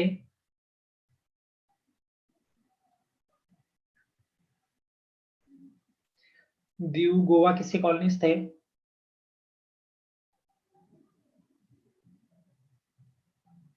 वेरी गुड, पोर्तुगीज कॉलोनीज थे। ठीक है, हम इसको सॉरी हम इसको जब हमारा हिस्ट्री पढ़ेंगे तब देखेंगे। Okay, but for now answer is Portuguese. ठीक है, क्वेश्चन नंबर 53 का क्या आंसर है? Warren Hastings was appointed as the governor of in 1772. Yes, very good, very good. The answer should be Bengal. A is the answer. Okay, Warren Hastings जो है governor general थे, ठीक है, he was appointed as a governor general of, sorry, governor of Bengal, ठीक है, governor of Bengal in 1772। चलो, question number 54, Haidar Ali, very famous, Haidar Ali, Haidar Ali was the ruler of, सुना होगा हैदर अली के बारे में?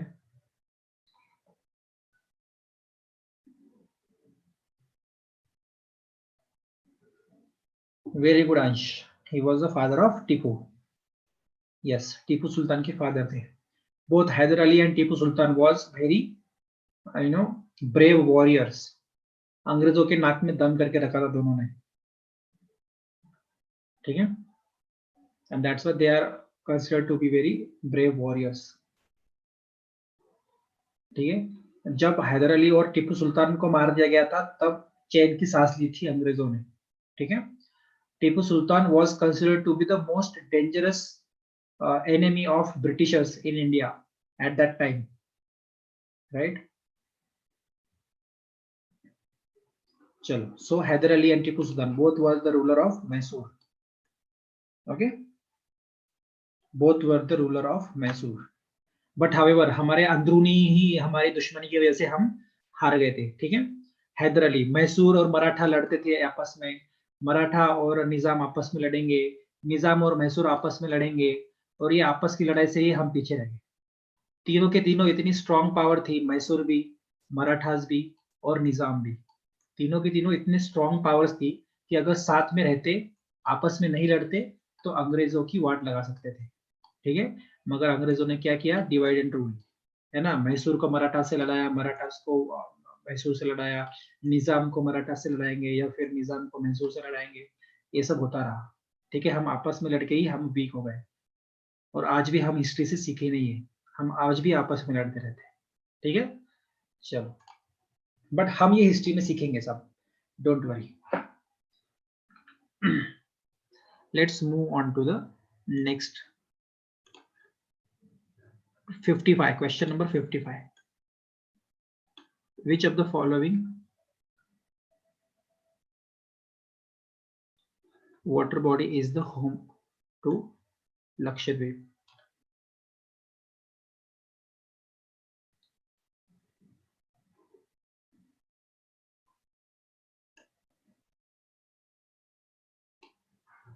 ऑप्शन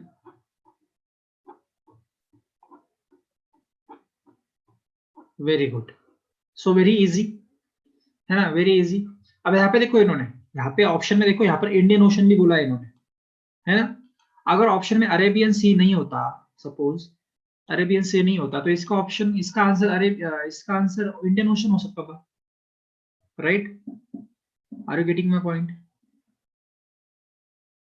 अगर ऑप्शन में अरेबियन सी नहीं होता तो इसका आंसर इंडियन ओशन भी हो सकता था।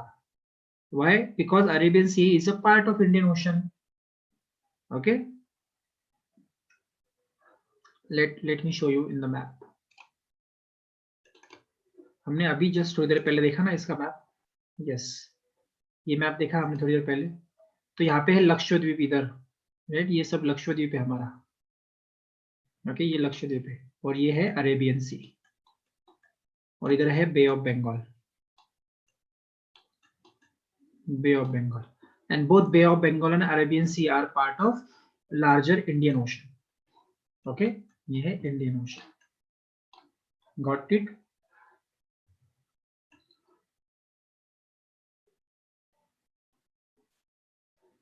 Yes, yes Ansh, that is what I am trying to tell you. Okay, clear है? चलो,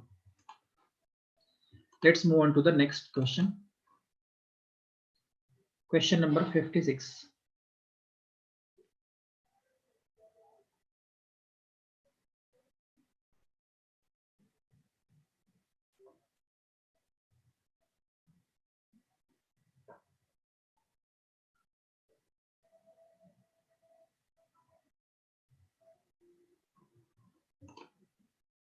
कौन बता रहा है? अरे नहीं रे, लॉर्ड माउंटबैटन का क्या संबंध वहां पे? Lord Mountbatten was last, okay okay, वही भी बोलो, लॉर्ड माउंटबैटन क्यों बोल रहे हो? 56 का क्या है answer? First viceroy of India कौन था? हाँ,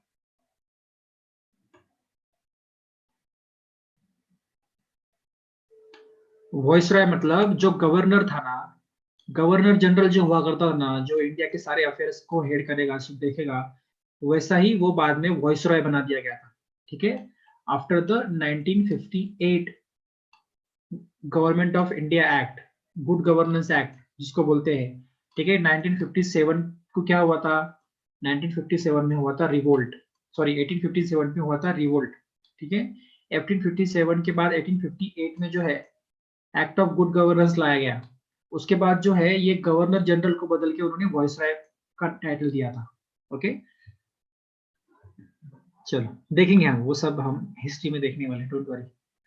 अभी से इसका आंसर दो मुझे।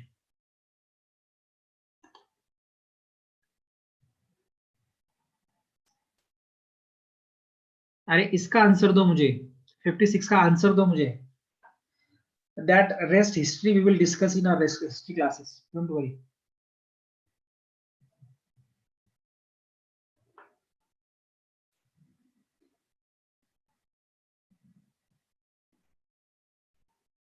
ओके, चलो, लॉर्ड कैनिंग थे पहले viceroy, D, very good. Let's move on, question number 57। which of the following lake is a salt water lake? कौन है सॉल्ट वाटर लेक? हम किसको सॉल्ट वाटर लेक कहते हैं, किसको फ्रेश वाटर लेक कहते हैं, और किसको ब्रैकिश वाटर लेक कहते हैं? नहीं, वुलर लेक नहीं है, इसका आंसर वुलर लेक नहीं है।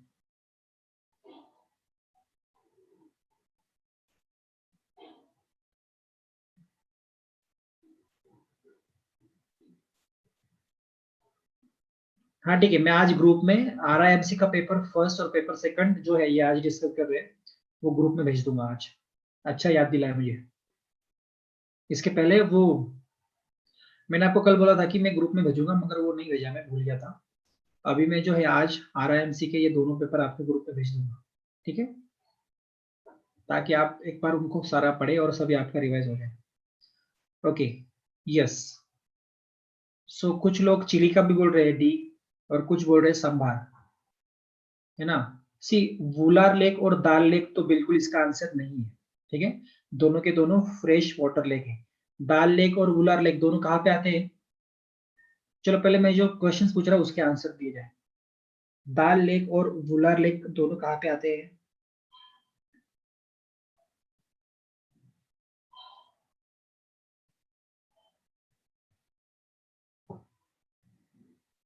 जम्मू कश्मीर, है ना। वेरी गुड, ठीक है। दाल लेक और उलार लेक दोनों कहाँ पे है? जम्मू कश्मीर में है। ओके। और दोनों के दोनों फ्रेश वाटर लेक है, सॉल्ट वाटर लेक नहीं है। उनका वाटर मीठा है, फ्रेश वाटर लेक है वो, सॉल्ट नहीं है वो, खारा वाटर नहीं है। अब है दो ऑप्शन बचे, एक में है संबार लेक और दूसरा है चिलिका लेक। हाँ, यहाँ पे थोड़ा कंफ्यूजन आपको हो सकता है, ठीक है। But let me clarify, let me clear your confusion. Okay, देखो, ऐसे ऐसा ऐसा वाटर जिसका जो सॉल्ट अमाउंट है ये 35 पीपीटी से ऊपर हो, ठीक है। 35 पीपीएम बोलेंगे, ठीक है। 35 पीपीएम से ऊपर अगर है, ठीक है, 35 पीपीएम से अगर ऊपर है इसका सॉल्ट का अमाउंट। पीपीएम मतलब हम क्या बोलते हैं इसको? पार्ट्स पर मिलियन। ओके, पार्ट्स पर मिलियन, आउट ऑफ 1000 होता है ये, ठीक है। आउट ऑफ 1000 अगर इसका पार्ट्स पर मिलियन जो है इसका, सॉरी क्या बोल रहा था मैं कुछ और ही बोल रहा था, कुछ और ही बोलने लगा। हाँ, अगर इसका 35 पीपीएम से ज्यादा अमाउंट है इसमें सॉल्ट का, तो इसको हम सॉल्ट वाटर कहेंगे। ओके। और ऐसा लेक, ऐसा वाटर जिसका अमाउंट जो है 5 पीपीएम से नीचे है, 5 पीपीएम से नीचे है, ठीक है, इसको हम फ्रेश वाटर बोलेंगे। ये सब नोट डाउन कर लो आप। Below 5 ppm we will call it a fresh water, above 35 ppm we will call it a salt water, ठीक है। नोट डाउन कर लो, above 35 ppm it's a salt water, below 5 ppm it's a fresh water।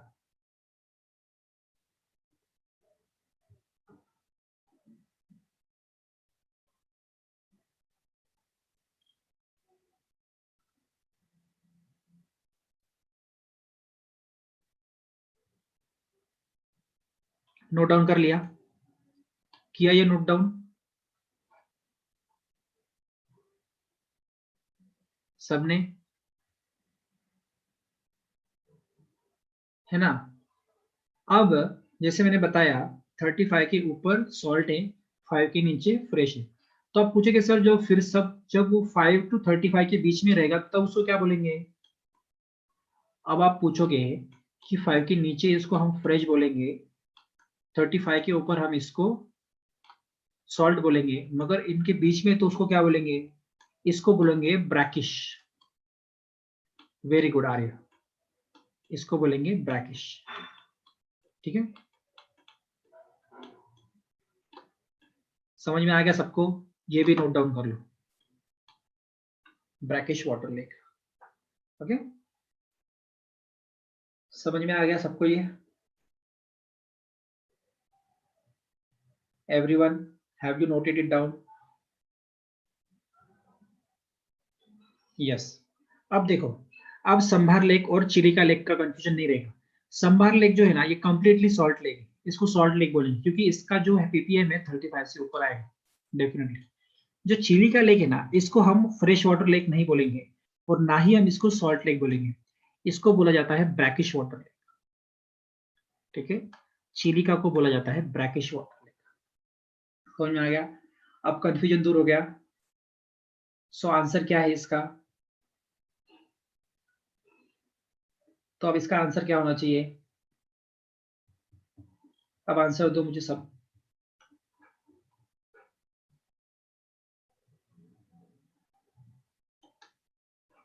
अब मुझे 57 का answer क्या दोगे सबके सब? अरे सबको आंसर देने लगाया मगर एक ही सबके आंसर दे रहा है क्या? समी शेख, कितने बार ए बोलोगे? अरे आप लोगों का एक भी ए मुझे दिख जाता है, आप इतना ए क्यों टाइप कर रहे हो? Anyway, so sambar leg should be the answer then. Okay, चलो let's move on to the next question. Question number 58.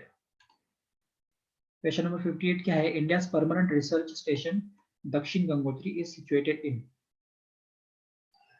हाँ, ये ग्लेशियर रिसर्च स्टेशन है इंडिया का, कहाँ पे ये?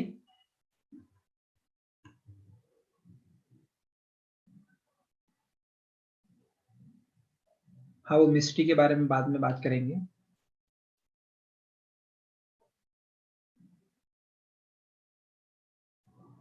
अरे सोडियम वोडियम सारे जैसे कम कंपाउंड होते हैं वाटर में काफी सारे, इसीलिए वो नमक आता है.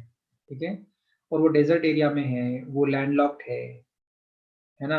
लैंडलॉक्ड और डेजर्ट एरिया में होने की वजह से गर्मी से क्या होता है, उसके फ्रेश वाटर का जो है एवोपोरेशन होकर निकल जाता है, तो ज्यादा सॉल्ट वाटर ही उसमें बचता है, इसीलिए ज्यादा सॉल्ट वाटर मिलता है. तो साइंटिफिकली आप ऐसे जा सकते हो.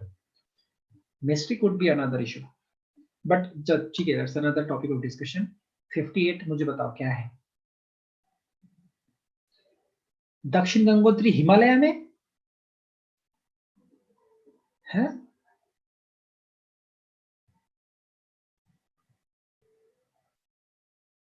हमारा परमानेंट रिसर्च स्टेशन दक्षिण गंगोत्री हिमालय में. Are you serious guys?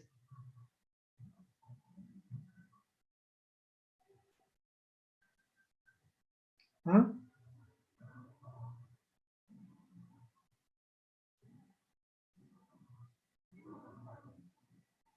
बताओ कौन बता रहा है? हाँ, अब आंसर बदल गए.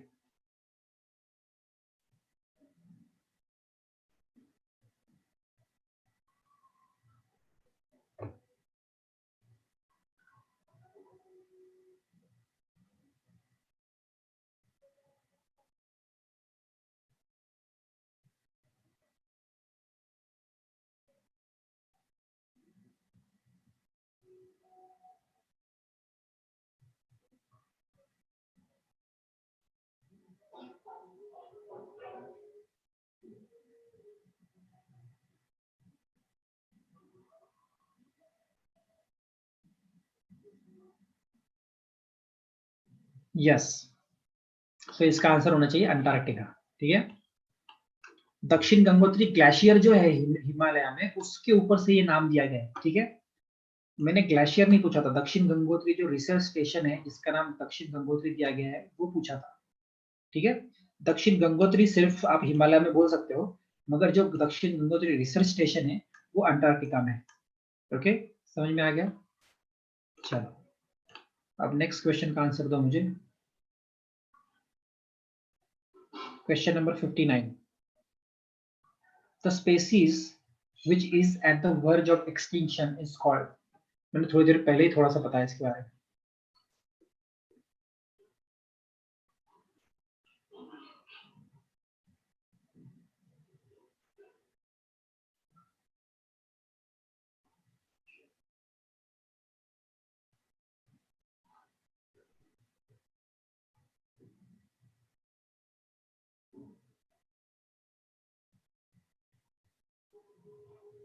Endangered, very good. ठीक है, क्या है? एंडेंजर्ड. कहा गया वो, ये देखो एंडेंजर्ड. देखो अलग अलग टाइप होते हैं. अगर यहाँ पे इज एट द वर्ज नहीं होता, ठीक है, यहाँ पर अगर, just let me tell you,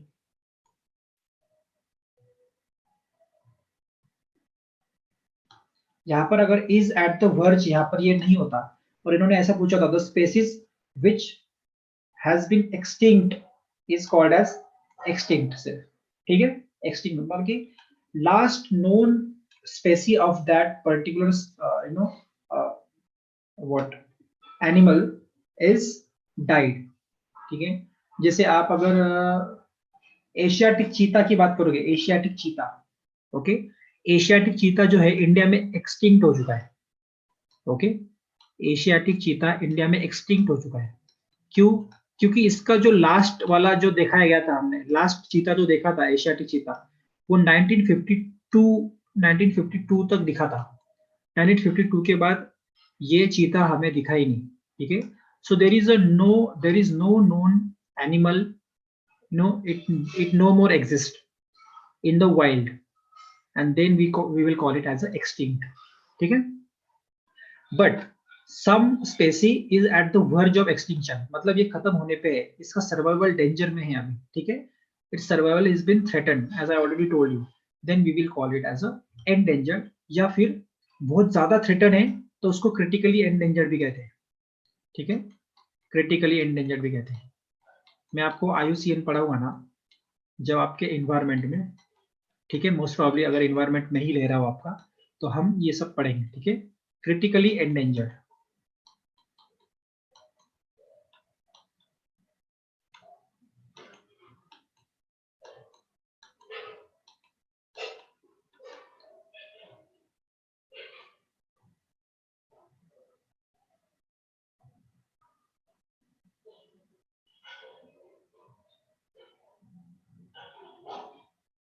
अरे एशियाटिक लायन और एशियाटिक चीता दो अलग अलग चीजें हैं, मैंने अलग अलग। एशियाटिक लायन हमने कल देखा था। एशियाटिक लायन जो है गिर नेशनल पार्क में बचे आखिरी के अभी। ठीक है, इंडिया में सिर्फ गिर नेशनल पार्क में एशियाटिक लायन बचे हैं। एशियाटिक चीता कहीं भी नहीं है। अभी हम नामीबिया से इसको, साउथ अफ्रीका, अफ्रीकन कंट्री से उसको लाने वाले हैं। ओके, एशियाटिक चीता को हम अभी, सॉरी अफ्रीकन चीता को हम अभी अफ्रीकन कंट्री से लाने वाले हैं। हमारे पास ना अफ्रीकन चीता था, अफ्रीकन चीता का तो कोई सवाल ही नहीं उठता। हमारे पास एशियाटिक चीता भी जो है वो नहीं है। हमने एशियाटिक चीता के लिए ईरान के पास अपील की थी, क्योंकि ईरान के पास ही अभी एशियाटिक चीता बचे हुए हैं सिर्फ। ठीक है, मगर ईरान ने हमारी अपील को नहीं माना। उन्होंने कहा कि अभी हमारे पास भी हम आपको दे देंगे, तो अभी इतने फिलहाल हम ऐसा रिस्क नहीं ले सकते। ठीक है, तो ईरान से हम सिर्फ ईरान में ही एशियाटिक चीता बचा हुआ है। ठीक है, अफ्रीकन चीता और एशियाटिक चीता में थोड़े डिफरेंस है, वो डिफरेंस हम देखेंगे किसी दिन क्या क्या है।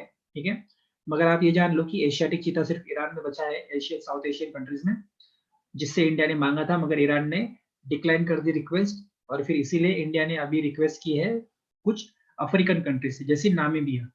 ठीक है, वहां से अभी हम अफ्रीकन चीता लाने वाले हैं, नॉट एशियाटिक चीता। ठीक है, समझ में आ गया? तो एशियाटिक चीता और एशियाटिक लायन में डिफरेंस है, दोनों अलग अलग चीजें हैं। मैं इसको कंफ्यूज मत करना। ओके बच्चों, ओके, वेरी गुड। चलो नेक्स्ट क्या है, क्वेश्चन नंबर 60। बता इसका आंसर।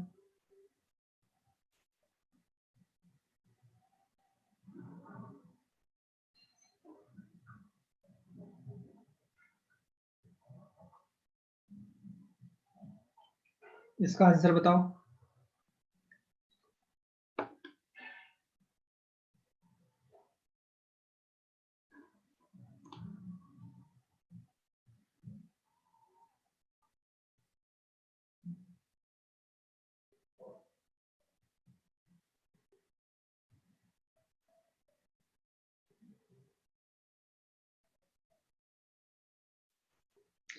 यस,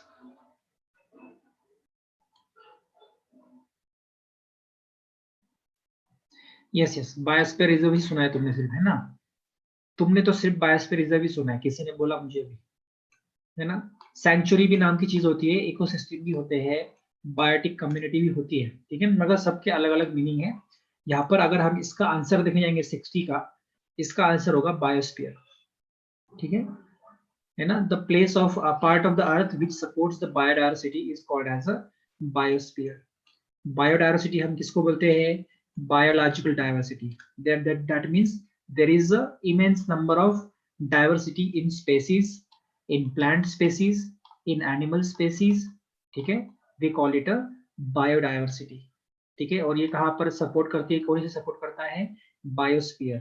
ठीक है, जहां पर एम्पल अमाउंट ऑफ एटमोस्फियर है, जहाँ पे एम्पल अमाउंट ऑफ वाटर है ना? तो इसको हम बोलेंगे the place who support the survival of this plant and animal species. Okay बच्चों, समझ में आ गया सबको? चलो, so with this the rest of the question seems like science question: tilting of earth, hearing range, lubricants, penicillium, aeroplane able to fly because uh, density elements so far known. Hmm, which of the following organisms? ये सारे अभी इसके नीचे मुझे जो है ना science question दिख रहे सारे। हाँ, एक क्वेश्चन दिख गया मुझे जीके का 69 का क्वेश्चन क्या है? Who is the chairman of GST, goods and service tax council? GST council का चेयरमैन कौन होता है?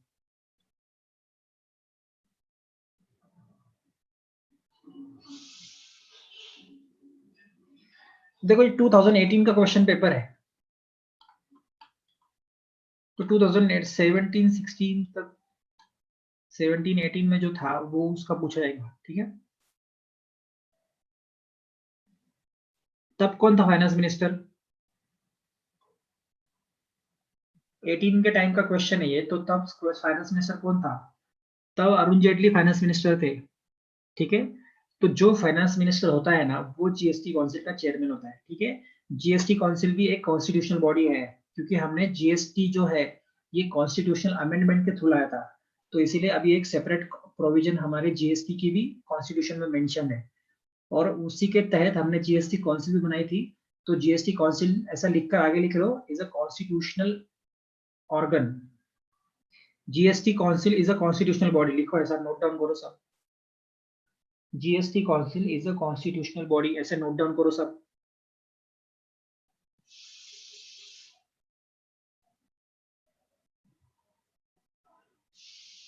लिखा? GST council is a constitutional body, ऐसा लिखा सबने? हाँ, उसके आगे लिखो GST council is headed by finance minister, या फिर चेयर्ड बाय फाइनेंस मिनिस्टर, कुछ भी लिखो, दोनों। चेयर्ड ऑब्लिक हेडेड ऐसा लिखो। GST council is chaired oblique headed by finance minister. GST council is chaired oblique headed by finance minister। हुआ? ये भी लिखा? लिख लिया सबने? बहुत इंपॉर्टेंट पॉइंट है, दोनों के दोनों एग्जाम पॉइंट ऑफ व्यू से, ठीक है? हाँ, तो जो जब फाइनेंस मिनिस्टर होगा तब वो उसको चेयर करेगा, ठीक है? अब ये 2018 का सवाल है, तब अरुण जेटली फाइनेंस मिनिस्टर थे, तो इसका आंसर ए है, ठीक है? अभी अगर ऐसा सेम क्वेश्चन पूछ जाए तो उसमें आंसर होगा निर्मला सीतारमन, ठीक है? क्योंकि अभी फिलहाल फाइनेंस मिनिस्टर कौन है? निर्मला सीतारमन है। समझ में आ गया बच्चों? चलो, with this we have come to an end of our lecture, because we have reached to the limit of time. It's already 2. Okay, so I'll see you tomorrow with another important and interesting news items and the other RIMC question papers discussion. Okay, chalo, till then I'll share with you all these 2 RIMC papers today itself, and then we'll move on with another in our from our next lecture. Chalo, till then, study well, revise well, take a very good care of yourself and your family, okay? And do not waste your time. Attend other lectures with seriousness, okay? Chalo, bye bye.